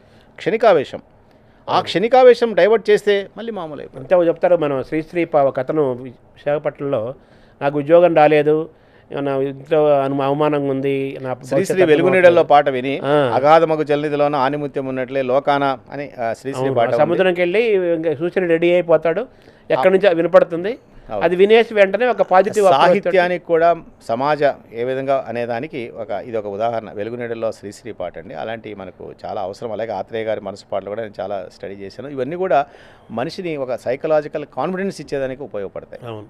పాటలు చివరిలో లాస్ట్లో మనిషి అనేవాడు చిన్నపిల్లగాడి దగ్గర నుంచి ఇంకా మనిషి పెరుగుతూ ఉంటాడు కదా దశల్లో. మనిషి మానసికంగా ఆరోగ్యంగా ఉండటం, ఆ మనిషి ఇండివిజువల్గా, ఆ కుటుంబం, ఆ ఊరు, ఆ సమాజం, టోటల్గా దేశం, ప్రపంచం అందరూ బాగుండాలంటే చిన్నపిల్లగాడప్పటి నుంచే వాడిని సైకలాజికల్గా ఆర్డర్లో పెట్టాలి, చేయాలి. తల్లిదండ్రుల ప్రవర్తన బాగుండాలి. Family is the most important for anybody. ఎందుకంటే ఫ్యామిలీ తర్వాతనే సమాజము, స్కూల్ ఇవన్నీ వస్తాయి. కాబట్టి ముందు తల్లిదండ్రులు వాళ్ళకి ఏదైనా గొడవలు ఉన్నా పిల్లవాడి ముందర కొట్టుకోవడం తిట్టుకోవడం కాకుండా వాళ్ళు పర్సనల్గా ఉన్నప్పుడు వాళ్ళు చూసుకోవాలి. పిల్లవాడిని వీళ్ళంత వరకు కూడా మనం ఎలా మొక్కకు నీళ్లు పోసి పురుగులు పట్టకుండా మందులు వేసి పెంచుతామో అదేవిధంగా పిల్లవాడిని కూడా అంత జాగ్రత్తగా పెంచుకోవాలి. మనం పెట్ డాగ్స్ని బాగా చూస్తాం, కానీ ఒక్కోసారి కొంతమంది పిల్లల్ని పట్టించుకోరు, కానీ పెట్ డాగ్స్కి ఎక్కువ ఇంపార్టెన్స్ ఇస్తుంటారు. చెప్తున్నాను. అలాగే పిల్లవాడిని కూడా టెండర్గా, ఎందుకంటే మొక్క వంగనిదే మానవ వంగనిదే, ఆ మొక్కగా ఉన్నప్పుడే వాడిని మంచిగా చేయాలి. వానికి అన్నిటికంటే ఎక్కువ మనీ కంటే కూడా లవ్ అండ్ అఫెక్షన్, పేరెంట్స్ నుంచి ఒక లవ్, అఫెక్షన్, బాండేజ్ అనేది డెవలప్ చేయాలి. ఆ హ్యూమన్ రిలేషన్స్ డెవలప్ చేయాలి. అది మొదటి నుంచి కూడా ఒక రకమైన మోరల్స్, ఒక ఎథికల్గా, మోరల్గా, ఇంకా వీలైతే వాళ్ళకు ఒక రకమైన స్పిరిచువల్గా కానీ ఇలాంటివి కూడా మొదటి నుంచి మన ఆధ్యాత్మిక కానీ మోరల్ స్టోరీస్ కానీ ఇవన్నీ కూడా చెప్పుకుంటూ ఈ విధంగా చేయాలి. ఇంట్లో అమ్మమ్మ నాన్నమ్మలు ఉన్న వాళ్ళు కానీ పేరెంట్స్ కానీ ఇలా పిల్లవాడిని మొదటి నుంచి కూడా అలాంటి వాతావరణం పెంచుకోవడం, మంచి స్కూల్లో చేర్పించడం. చదువు ఒకటే కాకుండా, చదువు ఒకటే ముఖ్యం కాదు, మార్కులు రావాలి అవసరమే, బతుకు తెరుకు మార్కులు అవసరం, కానీ ఎలా బతకాలనే దానికి నడవడిక అవసరం. బ్రాటప్ అన్నారు కదా, బ్రాటప్ ఎలా బతకాలి, బతుకు తెరువు అది ఎలా నడవాలి, ఎలా బతకాలనాలంటే ఆ నడిచేదానికి ఏదైనా స్ట్రెస్ వచ్చినప్పుడు కూడా, ఫర్ ఎగ్జాంపుల్ వాడు తట్టుకోలేడు, సడన్గా రేపు లవ్ అఫేర్ ఫెయిల్ అయ్యాడు, లేకపోతే సీట్ రాలేదని ఆత్మహత్య ప్రయత్నం. అందుకని ఏం చేయాలి అంటే డిఫీట్ను వాడు ఇన్నాళ్ళు చిన్న గారాభంగా పెంచారు, మరీ ఓవర్ ప్రొటెక్టెడ్గా పెంచకూడదు, మంచిది కాదు. అంటే మనం మొక్కకు చుట్టూరు అది పెట్టేసి ఇనుప కంచె పెట్టి పెంచడం కాకుండా కొంచెం వాడు కూడా స్ట్రెస్ ఫేస్ అయితే చేయాలి, తప్పదు. బంగారు పంజరంలో ఉండకూడదు. అయితే మీరు అనొచ్చు స్ట్రెస్ ఎలా చేస్తామండి రియల్లో చేయొచ్చు. ఫర్ ఎగ్జాంపుల్ స్కూల్లో గేమ్స్ అవి ఉంటాయి, గేమ్స్ ఎంకరేజ్ చేయండి. ఇప్పుడు వాలీబాల్, కబడ్డీ ఆడతాడు, ఒకసారి ఓడిపోతాడు, ఒకసారి గెలుస్తాడు. వాడు వాలీబాల్ ఓడిపోయింది మాత్రాన ఆత్మహత్య చేసుకోడు కదా. ఇవాళ వాలీబాల్ ఓడిపోతాడు, కబడ్డీ రేపు గెలుస్తాడు. అంటే ఓడిపోయినప్పుడు ఓకే అనుకుంటాడు, గెలిచినప్పుడు కూడా ఓకే అనుకుంటాడు. ఇలాంటి అప్స్ అండ్ డౌన్స్ వాడు ఫేస్ అయ్యేటట్లు కూడా స్కూల్లో అందుకే గేమ్స్ని ఎంకరేజ్ చేస్తే, లేదా ఎలక్యూషన్లోనో క్విజ్లోనో పాల్గొంటాడు, ఓడిపోతాడు, ప్రైజ్ రాదు, ఓకే నాన్న ప్రైజ్ రాదు, no problem, but you have done very well. అలాగే రేపు లైఫ్లో ఓడిపోయినా, ఎగ్జామ్లో ఫెయిల్ అయినా, లవ్లో ఫెయిల్ అయినా, వ్యాపారంలో దెబ్బతిన్నా, అప్పుడు ఓడిపోయినప్పుడు ఏమైందిరా మళ్ళీ మామూలు అయింది కదా, ఇప్పుడు కూడా అంతే కదా, టెంపరీ. జీవితంలో ఏది కూడా పర్మనెంట్ కాదు. ఏ సమస్య, కృష్ణ భగవానుడు భగవద్గీతలో ఒకటి ఉంది, మీకు తెలియంది కాదు. అర్జునుడు కృష్ణుడు అడుగుతాడు, బావా ఈ గోడ మీద ఒకే ఒక వాక్యం రాయి, ఇది చూస్తే బాధలో కష్టాల్లో ఉన్నవాడికి రిలీఫ్ రావాలి, అలాగే అతి సంతోషం ఉన్నవాడు డౌన్ కావాలంటే కృష్ణుడు ఒకే రాశాడు, దిస్ టూ షెల్ పాస్ అంటాడు. అంటే ఈ సమయం దాటిపోతుంది, అని ఒకే ఒక సెంటెన్స్. అంటే నువ్వు బాగా డిప్రెషన్ నుండి చనిపోవాలనుకున్నావు, అది చదువు, ఈ సమయం దాటిపోతుంది, అంటే ఇది ఇవ్వాలే కదా రేపు ఉండదు. అలాగే వాడు అతి హైప్లో ఉంటాడు బాగా, వాడు చూసారే ఈ టెంపర్రా నువ్వు ఇంత పైకి ఎగరకూడదు, ఈ గర్వం నీ మళ్ళీ ఎల్లుండి నీకు అంటే వాడు అడుగుతాడు. కాబట్టి ఆ ఒక్క సెంటెన్స్తో భగవద్గీతలో కృష్ణుడు చెప్పిన మెసేజ్ని మనం కింద అందరం గుర్తుపెట్టుకుంటే, దిస్ టూ షెల్ పాస్, ఏది కూడా శాశ్వతం కాదు, అన్నీ టెంపరీ, క్షణికమే. మనకు ఎండాకాలం వచ్చినప్పుడు ఎలా బాధపడతామో మళ్ళీ వర్షాకాలం వస్తుంది, చలికాలం వస్తుంది, సీజన్స్ ఎలా ఉంటాయో, మబ్బులు ఎలా ఉంటాయి, మబ్బులు పోయినాక మళ్ళీ వెలుతురు వస్తుంది. అలాగే జీవితంలో కష్ట సుఖాలు, వెలుగు నీడలు అన్నారు కదా, వెలుగు నీడలు అలా ఉంటాయి. ఆ విధంగా మీరు ఉండాలనే ఒక రకమైన తీసుకొస్తే మనం చాలా వరకు దాని నుంచి బయటపడతాం. మానవాళి యొక్క ఆరోగ్యం బాగుండాలంటే చిన్నప్పటి నుంచే మొదలవ్వాలి, పుట్టినప్పటి నుంచే మొదలవ్వాలి, పేరెంటల్ టైం ఇవ్వాలి. కనీసం రోజుకు ఒకసారైనా కలిసి పిల్లలతో కలిసి భోజనం చేయాలి. చాలా ఫ్యామిలీస్లో పిల్లలతో కలిసి భోజనం చేయాలి, ఎందుకంటే రాత్రిళ్ళు వచ్చేటికి వీళ్ళు రారు, పగలు వాళ్ళు స్కూల్లో ఉంటారు. ఒకసారి కూర్చోవాలి, మాట్లాడుకోవాలి, కలిసి కబుర్లు చెప్పుకోవాలి, భోజనం చేయాలి, వాళ్ళకి మంచి చెడు అలా బ్రాటప్లు అలా వస్తూ ఉంటే ఆ ఫ్యామిలీ బాండ్స్ కానీ, హ్యూమన్ రిలేషన్స్ కానీ, మంచి సజెషన్స్ కానీ అవన్నీ వాళ్ళలో పనిచేస్తాయి. ఉండాలి. స్కూల్స్లో, కాలేజెస్లో క్రీడలు ఉండాలి, ఎక్స్ట్రా కరిక్యులర్ యాక్టివిటీస్ ఉండాలి. మేము చదువుకుంటే మోరల్ క్లాస్ అని ఉండేది, వారానికి ఒకటి. అవును, నీతి కథలు చెప్పేవాళ్ళు. ఇప్పుడు మోరలే లేదు కాబట్టి క్లాస్ అవసరం లేదు. ఇప్పుడు ఎక్కడ ఎంతసేపు ఉన్నా సైన్స్లో ఎన్ని వస్తున్నాయి, మెడిసిన్ సైడ్ వస్తున్నాయి, ఇంజనీరింగ్ సైడ్ వస్తుంది అనేది తప్ప అసలు మోరల్ క్లాస్ అనేది అసలు లేదు, తీసేశారు. బాల్యం అనేది మోస్ట్ ఇంపార్టెంట్.